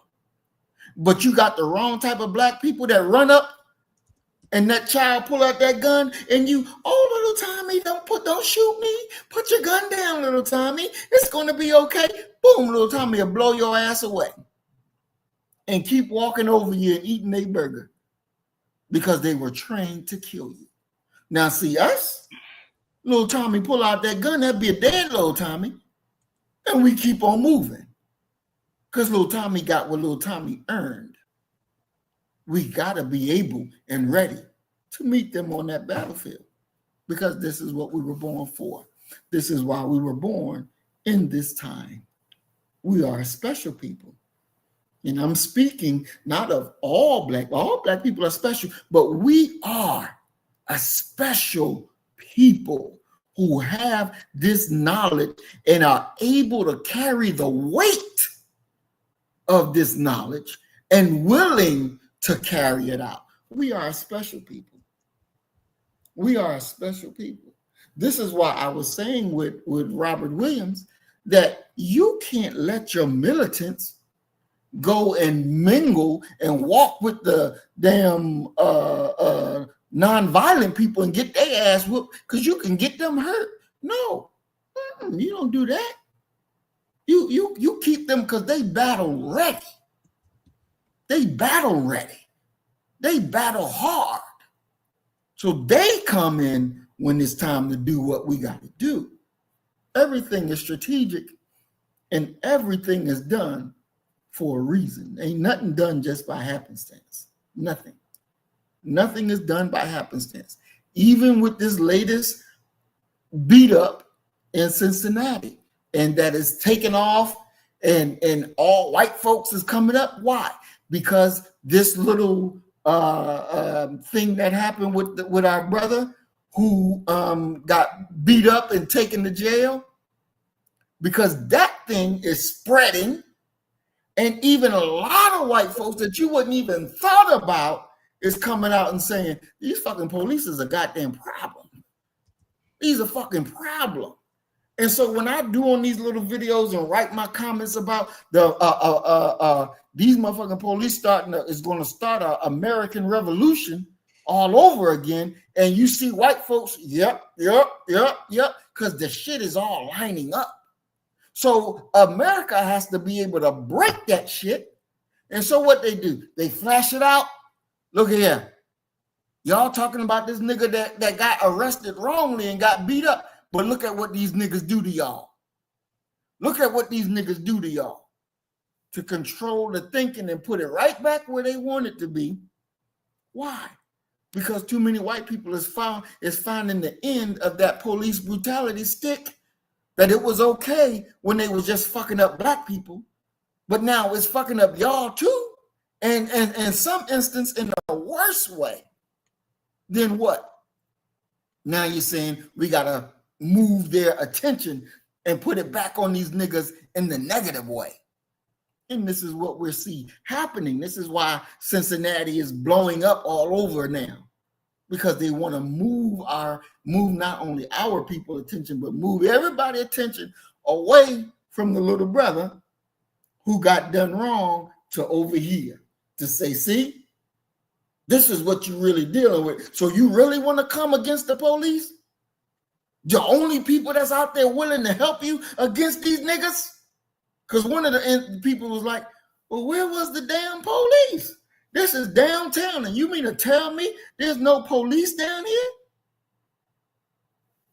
So they're trying to get the people's mind to refocus back and say, our problem ain't the police, our problem is these wild niggas that's out of control, that's beating up helpless white men and women. So we got to be smart and understand, because the battlefield is constantly moving. It's constantly moving. And we have to be able to be aware and see and be able to point our people, this is what's going on. This is the lay of the land. This is the shake and bake. Wake up, pay attention. Don't go to sleep. Because the shake and bake shit is going on right now. Going on right now. So I ain't mean to take us so off of our topic and get all up into that, but I digress. Let me shut up so we can get on with yeah. I mean, I hear everything you're saying, but you also said you said we gotta be smart. Mm-hmm. And just to end it, on my part, in being smart again, what I was thinking about when you were giving your commentary is that if these people catch charges, they have to understand they may have to apply for a job, apply for some type of benefits. They may apply to go to a technical school, a college, university, a license that asks you about your criminal history. And I heard everything you said, but I'm a forward thinker, not saying that you're not, but I think about these things.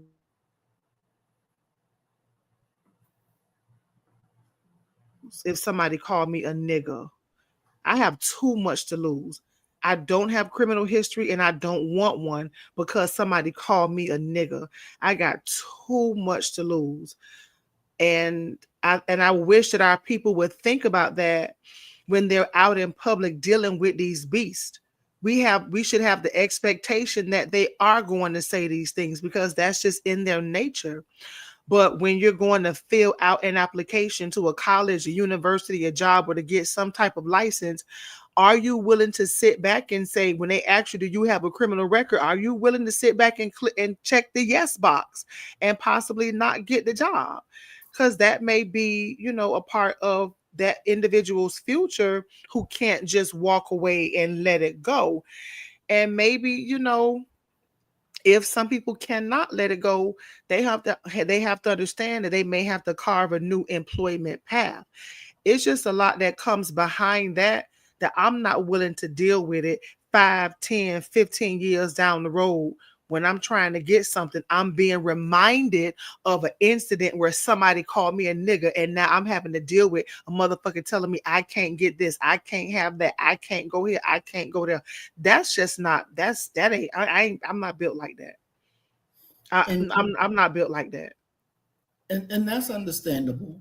And the Honorable Elijah Muhammad said that there'll be a day where the white man will come to you and spit in your face. And he said, you can wipe it off and keep moving, and it may save your life. Because he may spit in your face just to see what you're going to do. And he may have a gun to blow your head off. Mm-hmm. But if you wipe it off, you may save your life. Then he also said, but don't you use that for no cowardice. Mm-hmm. Don't use that for no cowardice. We have one thing that I had to go through something in order to learn the lesson that I've learned about what you just said. Because when I was in the military and I went AWOL and came back and was like, y'all gonna let me free or I'm gonna kill we were depending to kill all y'all. Now, in the military, when you go to jail, that's a federal crime. That's Fed time for saying no. Only thing you said is no, I'm not doing that. They're gonna lock you up and take your ass, put you in Fort Leavenworth. And that's federal time that you're serving for just saying no. But one thing that I understood, because when I got out the military, the way that I got out, they gave me an other than honorable discharge. And I was told that, you'll never be able to have this, that, or the other thing. And when we were driving away, Justine, she said to me, Maurice, what about your benefits? I said, if Allah doesn't give me a benefit, there's no benefit that this cracker can give me. And so that was my position. And I went on and been able to do things and nothing stopped me. Nothing. My record didn't stop me. When they pull up my DD 214, it tells you right there. And it doesn't stop me. It didn't stop me from buying a house. It didn't stop me from nothing. It didn't stop me from going to school. It didn't stop me from anything. When I beat the state of Tennessee, beat the shit out of them, the governor himself had to come down.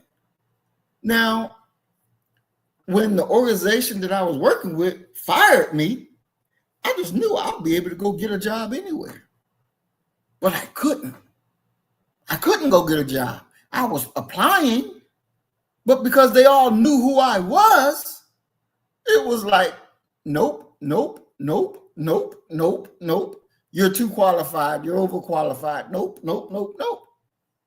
So I said, Allah, I got children. I'm responsible for. What do I do? And he focused me on learning what his will is and being able to go stand up and perform and do his will, work his will. I worked it so much that the people in the street was calling me a NOI activist. I ain't never said that that's who I was or anything like that. I'm just Brother Muhammad, but that's the label that they put on me. And I didn't give a shit about the enemy. I just cared about serving our people. And Allah put things in place for me to be able to serve our people and still take care of my family. And it got so big that when Barack Obama was running for president the first time, his people reached out to me to get me to work on their team to be over Tennessee, because he didn't even come to Tennessee to campaign. Tennessee, straight up Republican. He didn't even waste his damn time. But he wanted me to run their Tennessee situation because of what I did in Jackson, Tennessee. It was fucking unheard of. And they were like, we don't expect to win Tennessee, but if you can get us a decent showing, then hell, you done made your way straight to the White House because we'll bring you to DC. And this was an offer for me. And at that time, I wasn't working for no other person. I wasn't working for nobody. Just doing what I can do to serve our people. And I went to Brother Roberto. He was one of the brothers that was with me on Fort Campbell. And I said, brother, you got to come to this meeting that I got with Obama's people tonight. We're going to be on the Zoom. And all my children, they knew about it. And I said, I want you to be there so you can bear witness, so you can listen, because I'm going to get you to work with me on this, and you'll go to D.C. with me.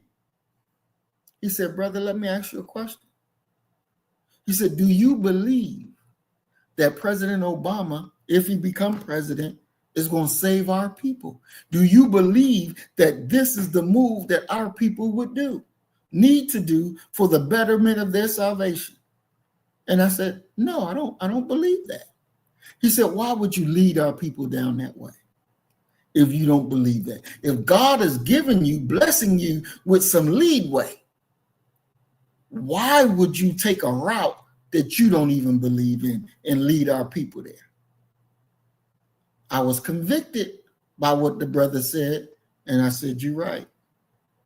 I said, you're right. I said, praise be to Allah. Thank you, brother, for helping me, because I didn't see that. I just saw, I'm gonna be making some money. I'll be able to do what need to be done, help our people, help my family, help myself, and still make a beeline to Washington where we can do some real deal for our people. And so when he enlightened me to that, then I had to go home, tell my children, hey, look here, the thing with Obama ain't gonna happen. I can't do it because it's not the right way for our people. Children upset. I'm upset. I'll tell the people on the Zoom, I'm sorry, but I can't go no further with this because I don't really believe Barack Obama is going to save Black people. And they were like, well, the hell with that. It don't matter what you think he's going to save, but will him being in office be a great benefit to Black people? That's what you need to be concerned about. And my thing to them was, I don't even believe that would be a great concern, that it will, by his presence being there, we're going to be uplifted because his presence is there. I don't believe that. And so I told them, I can't do it. Walked away from it. He got in the office, and just like I said, him being in office didn't do a damn thing for us. We still in a worse condition. And so being able to have good guidance, because that's what Brother Roberto gave me good guidance. And me being able to submit to good guidance, it's put me in a situation where I didn't have to compromise who I am. I didn't compromise my message. I didn't compromise our point of view, our way of things. None of that. And I didn't lead my people in the wrong way. I did everything the right way. And now with myself running for office, now I'm put myself in a position where I'll be able to do the things that's necessary for our people, and then have that same blueprint emulated throughout this country, because we've done the right thing. America is falling right before our face. So if we're going to be tied up in a good job, in a good career, and this, that, and the other thing, 10 years, 30 years, 5 years down the road, I'm sorry, but that's not what it's going to be like. That's just not what it's going to be like. We are in our professions. I got letters behind my name. I'm a professional person. We got letters.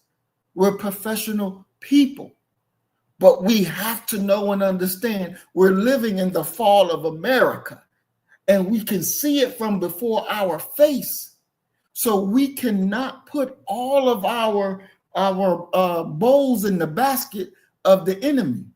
We have to be, as Brother Donald was saying to me the other day, we have to be able to become our own employers, that we employ ourselves. We have to be able to produce our own schools. We have to be able to produce our own community stores. We have to be able to produce our own foods, everything. We have to be able to look to one another, not look to the enemy, not look to the Asian, but look to one another, because all of our answers to the questions we have the answer. We just have to work programmatically together and produce the solution. When COVID happened and schools was closing, my thing was, shit, this is the perfect thing for Black people. Now we can do our own schools and have our own curriculum the way it needs to be. This is a perfect thing for us. And we didn't all do it. Some of us did, but we didn't all do it. And the ones of us that did do it, didn't do it in a way to be able to amplify it so that more of us will know exactly what we got going on and what needs to be done. But we should have learned from that, because it's coming again. It's coming again. That's what they say. Yeah, it's coming again. But So here, when it comes, we better jump. but when it comes to education, you have a lot of people that go to college and they get a education degree. They don't want to open schools. They want to work in education. Mm-hmm. They want to work at a school site, but they have no intentions of opening up a school. It's number one, it's a lot of work.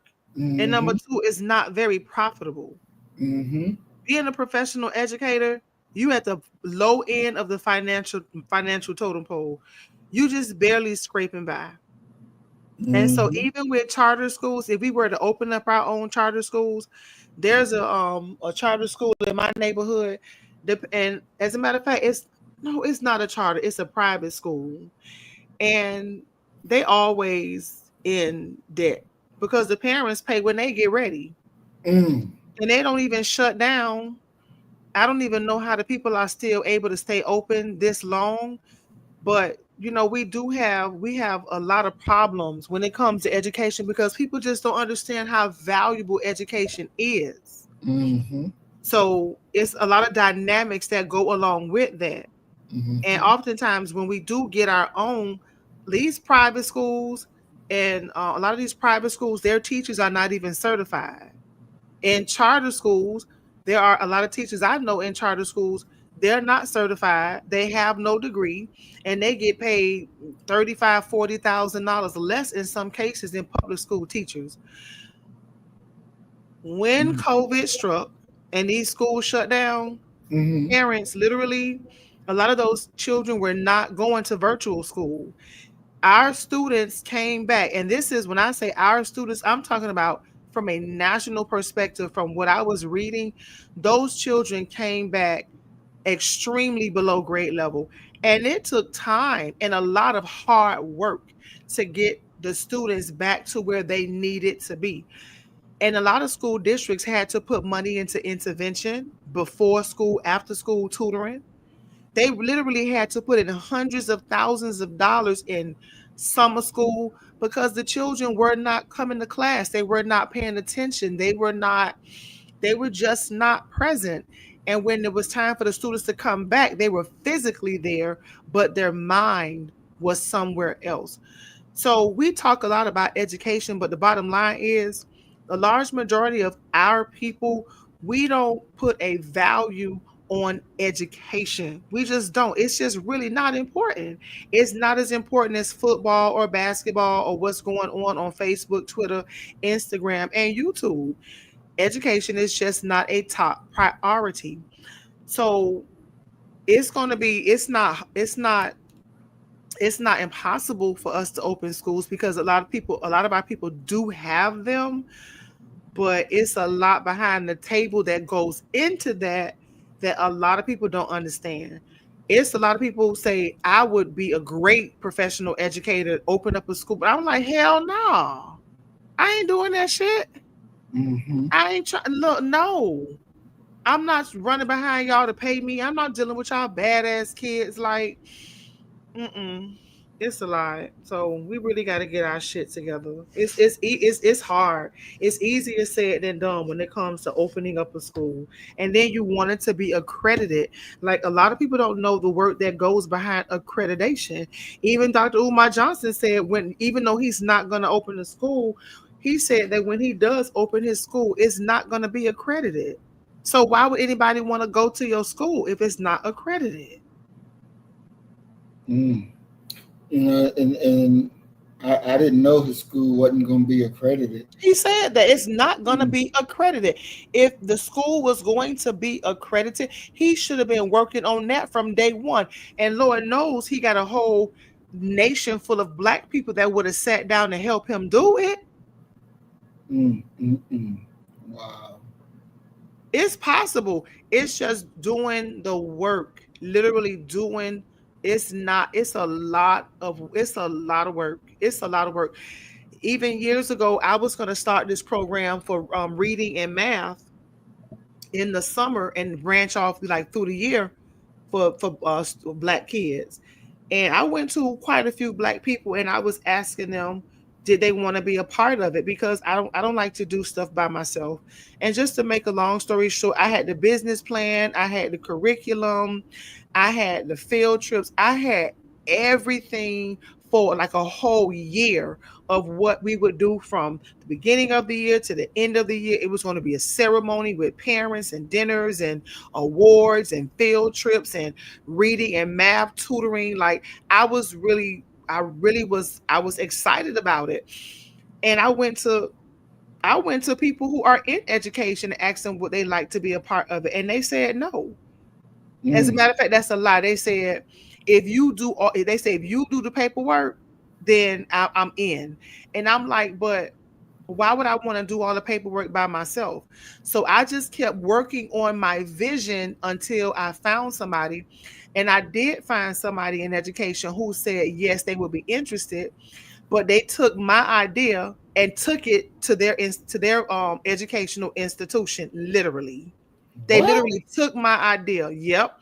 And it didn't even last for like 2 or 3 years. It didn't even last. So it's a lot about it's not easy because you got a Mm. lot of cutthroat motherfuckers, especially in the black community. We look what they did to Garvey. Look at all that shit with Garvey, and then and all that shit came to naught. Mm. It seemed like when you have a black person that really want the best for us, you always have these detractors. Even right here in this study, what we try, just trying to study, but you got people fucking with us, and we not bothering them people. Mm-hmm. Steady poking the bear. We're not thinking about them people, talking about them people, giving a fuck about them people. But here you got somebody try to bring you down when all you trying to do is good in your community. So, having said that, let's move on to because it's getting late to chapter 62. All right. And we really have to and I was just thinking about that this morning in my morning meditation. And I was just, saying out loud, and I was really talking to black, even though I was home by myself, I was having a conversation with black women. And I was saying, black women, we have to stop being jealous of one another. We have to stop being envious of one another. We need to start loving each other and helping each other and giving and sharing and caring and doing what is right. And oftentimes we do not do that. We don't do that. Mm-hmm. And it makes it even worse when we want to do things, but then you got certain of us, okay, we say we're going to pay, but we don't pay. We say we're gonna come to work, but we don't come to work. We say we're gonna be a business partner, but all of a sudden it fall apart. We gotta stop. We can't Mm-hmm. build like that. So chapter 62, the worst is yet to come. According to radio and television, and according to individual conversation, and according to conversation heard between government officials concerning their problem of trying to find a way to peace for their people and a way to find stoppage of the fall of their money market and unemployment, and a stoppage to the revolutions between the dissatisfied and the I'm sorry. Let me do that again. Because my eyes are all over the place. Mm. I hate to start the paragraph over, but I work out. That's me. I'm a perfectionist. According to radio and television, and according to individual conversation, and according to conversation heard between government officials concerning their problem of trying to find a way to peace for their people and a way to find stoppage of the fall of their money market and unemployment, and a stoppage to the revolutions between the dissatisfied and the dissatisfied, and to find a way to be able to eat and to keep the hungry eating from his own labor, pacification is offered, but it does not satisfy. With nations rejecting peace offers and nations laughing and making mock of you, for ever seeking peace and friendship, as it is written, peace is desired more than fine gold. Now to see all of these things coming to pass, things that we did not know that we would see. We did not know that we would see such a Goliath, such a giant falling. Goliath, who has defied the nations of the earth to come out and fight with them, as Goliath did before Israel. Now nations make mock of the great giant of the earth, America. The sword within and the sword without. Trouble seems to have no end. And with tens of millions of free black slaves crying for freedom, justice, and equality from the white slave master, and the white slave master wanting to deceive the black slave and make promises that the white slave master does not intend to fulfill to his free black slave. And with the free black slave thinking that he will eat some crumbs of freedom, justice, and equality from his white slave master, the free black slave will be gravely deceived. The white slave master cannot free himself from his enemies, not to think of the white slave master freeing himself from the consequences of the dissatisfied world. So, with the worst yet to come, I say to you, my black brothers and my black sisters, fly to Allah and come follow me. There are some intelligent white people who know and will bear witness with me that the worst is yet to come. Look at Texas. There is a warden at a certain prison house who sends the believers, the Muslims, to the temple so that they may listen to the truth, which is their salvation today, to accept the truth. I've seen video on that, Mm. literally. Mm. I've seen the Muslim. It was an old video. It was an old video, and it was the Muslims in the prison, and they were fellowship. Well, they were listening to the teachings of the Honorable Elijah Muhammad. I've seen videos of that. He said, "I think that this is a very wise warden. It is like Ahab's general. The general knew that Ahab was wrong and that Elijah was right. Ahab's general took 400 of Elijah's followers and hid and fed them with the bread of Ahab in order to save them from hunger while they were in captivity to Ahab. And I say to you, leaders, remember the above said of this writing that the worst is yet to come. As the Bible teaches us that a time would come that had never come before, and that those who understood their hearts would be failing them with fear, and their eyes will go away in their holes for looking at the things that they saw coming on their people, the trouble, the destruction, and the plagues. Look at the earthquakes that are taking place. Those earthquakes are on their way here. We are feeling the earth shaking under our feet across the country. As the Holy Quran prophesies to us, you will hear it coming from distant places with vehement, is that I said that right? Mm-hmm. Vehement, raging, and roaring. America is best all around now with troubles. and destructions which have happened. America thought that she was immune to the troubles and destructions which are going on in other nations. Now, the same trouble and destruction that you read of as happening in other countries and to other nations, these same troubles and destruction with their evil and gruesome sound are knocking on the door of America. And that is the end of Mm, chapter 62. mm, mm, mm.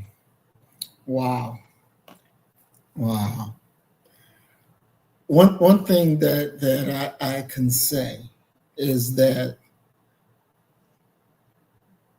the Honorable Elijah Muhammad is really, one of the best friends that Black people can ever have, can ever have. And once we truly, truly understand that and make some right decisions, we will be able to be a truly great people. And I hope for the majority of our people, and I'll put it what Bill Cosby said. He was going around America and he was saying, hey, look at the Black Muslims. Their children are good, their families are good, the men take responsibility for their families, saying all these good things. He said, look, you don't have to stop being a Christian. Just do what you see the Muslims do. Mm-hmm. That's all you got to do. And our communities will change overnight. Yeah. That's what he was going around in these Black cities and talking to Black people and telling them. Next thing you know, they locked his ass up and threw him in jail. But that was his message before the Jews turned on him and had him locked up. Take the principles, take the teachings, and just apply them. Just apply them. Let them open your eyes and open your mind so you can be free of the weight of being a nigga. Because it's that weight that you got to break. It is that weight that you have to break. But Maurice, it's 2025. Why are we still having this same conversation that Garvey had? The Honorable Elijah Muhammad was talking about it. Malcolm was talking about it. Minister Louis Farrakhan, Carter G. Woodson, so many of our revolutionaries, Fred Hampton, Khalid Muhammad, Robert Williams was talking this. Like, we've been hearing this shit for a long time. Why is it in 2025 are we still saying we got to come together? We need our own. Because even some of those people that you mentioned were not for separation, they were for integration. Mm-hmm. And integration will never profit us. And that's why we've been unprofitable as a people, because we believed in a country, we believed in a system, and we believed in a people that are totally against us. And so once we understand that and truly embrace what the Honorable Elijah Muhammad gave us, Dr. Khalid Muhammad gave us, what Minister gave us, then we will be on a different course. We'll be on a very, very different course. We'll be on that course for true freedom, true independence. Now, we don't have to be a rocket scientist to really grasp the weight of the Honorable Elijah Muhammad and the message that he taught us. But everybody has access to AI, whether it's on Google or Microsoft. You have access. Go to your AI and ask them questions. Ask them. If the majority of Black people in America embraced what the Honorable Elijah Muhammad taught, would we be in the same situation that we're in today? And I guarantee you, AI tell you, No, you would be in a better situation because you did it for yourself. You work together economically. You work together, period, to produce a better result. This is what we got to understand. Stop trying to be like our enemy. You know, back in the day, and I ain't gonna be long, but back in the day, they used to call the white man what? The man. Mm-hmm. Yeah, I'm going downtown to see the man. Oh, I got to go see the man. That's your problem. He's not the man. You're saying he's the definite article of what a man should be like. So you done made yourself into him, looking to him as he's somebody, when really you should never be looking at him to be your example. You never look at him to be your example. You know, I watched a video earlier today of a black man getting beat by the police.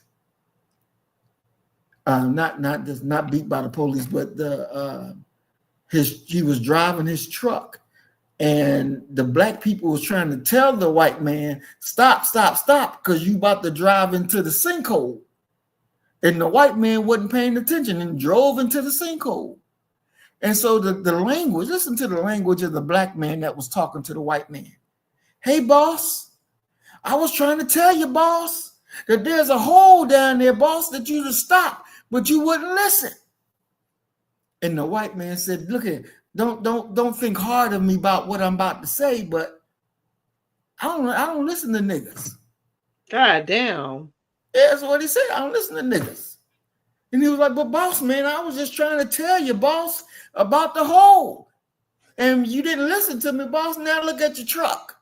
And I'm thinking the whole time, listen to this black man call this cracker boss. Boss, I'm trying to help you.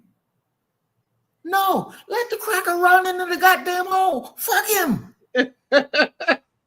You should have been sitting up there with your lemonade saying, watch this dumb cracker drive right into the damn sinkhole.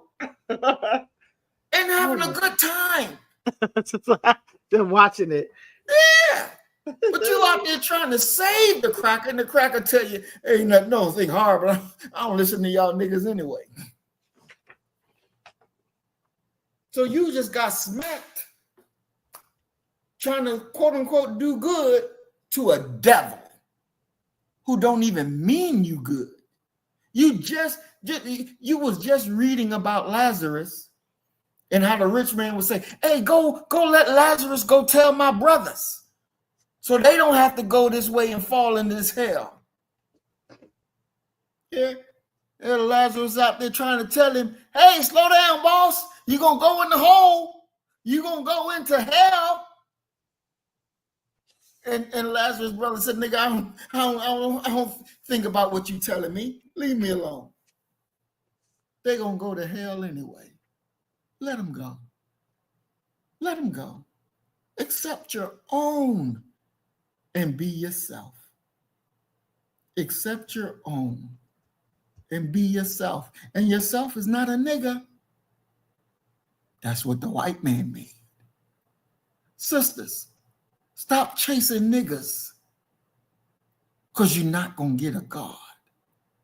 You're going to get a nigga that's going to give you a lot of problems. Leave the niggas alone. Leave the niggas alone. We had this white woman come up on a friend of mine's page one day, and she said, I don't want no black man. I don't want none to know he a black man. I want one that knows he's a God. That's what I want. And I read that, and I'm like, I'm going to sit back and see how many respond to that. What they going to say? That you let a white woman come up on your page and say she don't want just a black man, but she wants a black man that knows he's God. Now, we should know that if he knows he's a God, he ain't going to be with you. That's right. But do you know nobody on that thread said that? Nobody on that thread said that. So then I began to think, well, I wonder, well, how many went in her DMs to start trying to talk to her? A lot. Exactly. A lot. Exactly. Because they pretended. They playing games. But the enemy know who you are. And they're out there searching. Don't be dumb. Resist the enemy. That's the last trick that the cracker got for you. Leave that heifer alone. She ain't even a woman. She ain't even a woman. She can't compare to the black woman. Even in the black woman's worst state, is still better than a cracker in her best state. And that's the truth for you. That is the truth. I rest. Okay. Well, we did it, y'all. We got all the way to chapter 62. We finished the book, with the exception of the next, 2 chapters, Mm-hmm. which I feel technically is something different, but we did it. And it was a good learning experience. Mm-hmm. Definitely. Um, just a great learning experience. That's all I could say. I'm glad we did it. We can move on. We learned a lot, lost some people along the way. Mm-hmm. I hope they're doing well. I don't wish harm on nobody. But the spirit of intimidation was not going to stop us from getting to the finish line. So I hope people understand that, especially with me, when I start something, I finish it. Mm-hmm. If I can't finish it, I don't start it. So we'll the last reading for the Fall of America will be next week. So for those of you who would like to join us, please do. If you like the video, just like it, share it, subscribe, drop a comment to help, our brother get into the algorithm. A lot of people on your channel, they just quiet. They're really, really quiet. Mm-hmm. And that doesn't help to get your videos out. You need to have people need to like the video, share the video, subscribe to the video. They getting all this knowledge and information, but what are y'all gonna do with it? Try to get the brother into the algorithm so he can continue to spread his message that's so greatly needed. I don't care about YouTube. I don't care about subscribers. Not that I don't care, because I'm appreciative of them, but I'm not trying to grow my numbers. I'm just really not trying to grow my numbers. If they grow, fine. If not, it's not going to stop me from throwing up a video here and there, because I have so many other things to do. I post to YouTube because I have a lot that's going on in my head, and sometimes I just have to get it out before I Mm-hmm. explode. So that's my way of not exploding, because there's just so much that's going on in this world and in our community. So again, it was nice. We learned a lot. Again, lost some things along the way. But I think that Elijah Muhammad would be proud of us Most definitely. for taking on this great challenge. And I was just trying. So my question is, are we going to continue doing book study? Do we stop here? Do we continue? If we continue, like, you have any suggestions in regards to what you want to read? I definitely think that we should definitely continue. Um, I got a lot out of this book. I got a lot out of Robert Williams that you did on your channel, and some other books that you did. So I think it is definitely a good thing to do. But you're the book expert. I'll let you pick the next one. Okay, so we'll continue. Yep. All right. All right. Okay. All right. All right. So I want to thank everybody that came out to hear our brother Robert Epps. Peace and blessings. Thank you, brother Robert. It's always good to see you. Miss Life Lessons. Peace and blessings, Queen. It is always good to see you. All right. Earth Angel 1105 remix. Peace and blessings, Queen. It's always good to see you. Worldwide View, peace and blessings. We're glad that you came with us. Good to see you. Emerald Modesty, peace and blessings. We are definitely glad to see you as well. And for all of those who are watching who didn't comment, we're glad to see that you still are there. And keep watching, keep learning. We love each and every one of y'all. And please like, share, subscribe, push the video out, share it with everybody. Hold on, Maurice. Hold on. Before you go, watch this. Now you got 12. It not from what I see, it says you got 12 people in your chat, right? Mm-hmm. Okay, so now it says 13. Can you can you all suggest a book that y'all would like us to read? Let me see. Can we get at least 2 people? We done did 62 damn chapters. We have given up a week out of our lives, 2 to 3 hours a week, and we have done 62 chapters. We got one more to go. Can we get at least 2 people to suggest a book before Maurice close out? We're going to give y'all 3 minutes. That's a long time. We're going to give y'all 3 whole long minutes. At least 2 people give us a recommendation for the next study.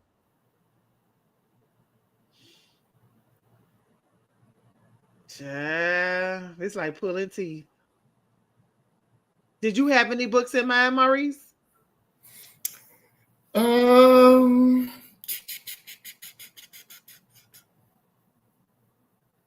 Well, we talked about your girl that you went to her gravesite, me and Doc, the other day. Well, she does folklore, though. She does folklore. Okay. And she does a lot of folklore with narration. I'm not into that. Okay. I have her books, and I'm as a matter of fact, now I am reading. Now I stopped reading her book, the one which she did the study in Haiti, because she was given some grant money to go to Haiti and do some research on voodoo.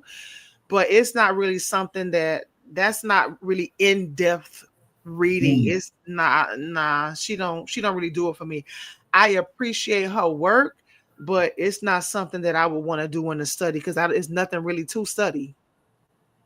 Nothing really to study.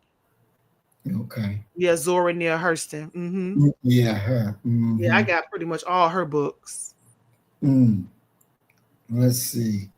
Brother Robert said, "Our Savior has arrived." I know there's another book. Thank you, Earth Angel. I appreciate that, girl. I cut my own grass too. I've been cutting my own grass for like 20-something years. And I cut it so good that if I get somebody else to cut my grass, they don't do it right. They do not do it right. And so I don't let people cut my grass. I do it by myself. I do a great job. So professional. Our Savior has arrived. That Jamaican slavery, that Thistlewood slave owner book just arrived. And I'm starting to read it now. Jamaican slavery, Thistlewood. I'm gonna snapshot this. The restrictive laws of Islam by Honorable Minister Louis Farrakhan. Restrictive laws of Islam. Interesting. Oh yeah. What does that mean? Like things that y'all Muslims are not supposed to do? Yep. And it was written by Minister Louis Farrakhan? It was given to us by Master Farad Muhammad, and then the minister put out a book on it and goes in detail about each restrictive law. It's a good read. Wow, I'm gonna snapshot that. I'm gonna take a look at it. Okay, thank you very much. I appreciate that. I was thinking Daisy Bates, her biography. COINTELPRO. I got some COINTEL files that would be nice. The letter that you taught me about with Malcolm X. I would like for us, because it don't necessarily have, like when we do a study, it doesn't necessarily have to be a book. It could be a file, it could be a letter, it could be a memo. We can mix it up. And I was also thinking about 100 Years of Lynching, because I have that book. I don't know if I can I think I can get a PDF file from Scribd, but I don't want to do a subscription. I'm gonna have to play around with that. Mm. And I have some other books. I have a lot of, my digital library is bigger than my actual physical library. I got a lot of physical, um, a lot of digital books as well. So, we'll see what the next one is going to be. I think I want to get into COINTELPRO. The That next sounds good. Can you put on the list The Mind of the Negro, reflected in letters during the crisis of 1800 to 1860 by ne- Carter G. Woodson? the mind of the, yeah, and I was thinking Miseducation of the Negro too. I had that on the list. The Mind of the Negro. I'm just going to put Mm-hmm. by Carter G. Woodson. Mm-hmm. I'm typing it in the chat because I can always go back by Carter G. Woodson. All right. Yeah, I read Miseducation of the Negro, and when I was in college, at least 20 something times. That I threw my Bible away and I just read that over and over and over again. Oh, wow. Yeah, and I fell back into Christianity when I got out of college. I wish I would have not done that, but I'm out now. 100% I'm out now. Mm-hmm. Okay, so I typed that in the chat. So we will be back next week to what Muslims want, what Muslims believe. And then from there, we'll just dive into COINTELPRO. That's only like 9 pages, but it's juicy. Mm. All It's right. really, really, really juicy, that COINTEL file that I have. So Mm. we did it. We did it. We did it. We did it. And thank you for everybody who came and listened. We really appreciate you. And with that being said, I'll let you close us out. All right. Thanks, family. Love y'all. And as we always say, you kill the nigga in you, I'm going to kill the nigga in me, and our God will reign supreme. We are Black first, today, tomorrow, and forever. Love you, family. Peace and blessings. Assalamu alaikum. Shalom. So you better get the message and get it straight. You're going to need some bridge work. It's simple as that. Because we're living in judgment. We're living in implementation.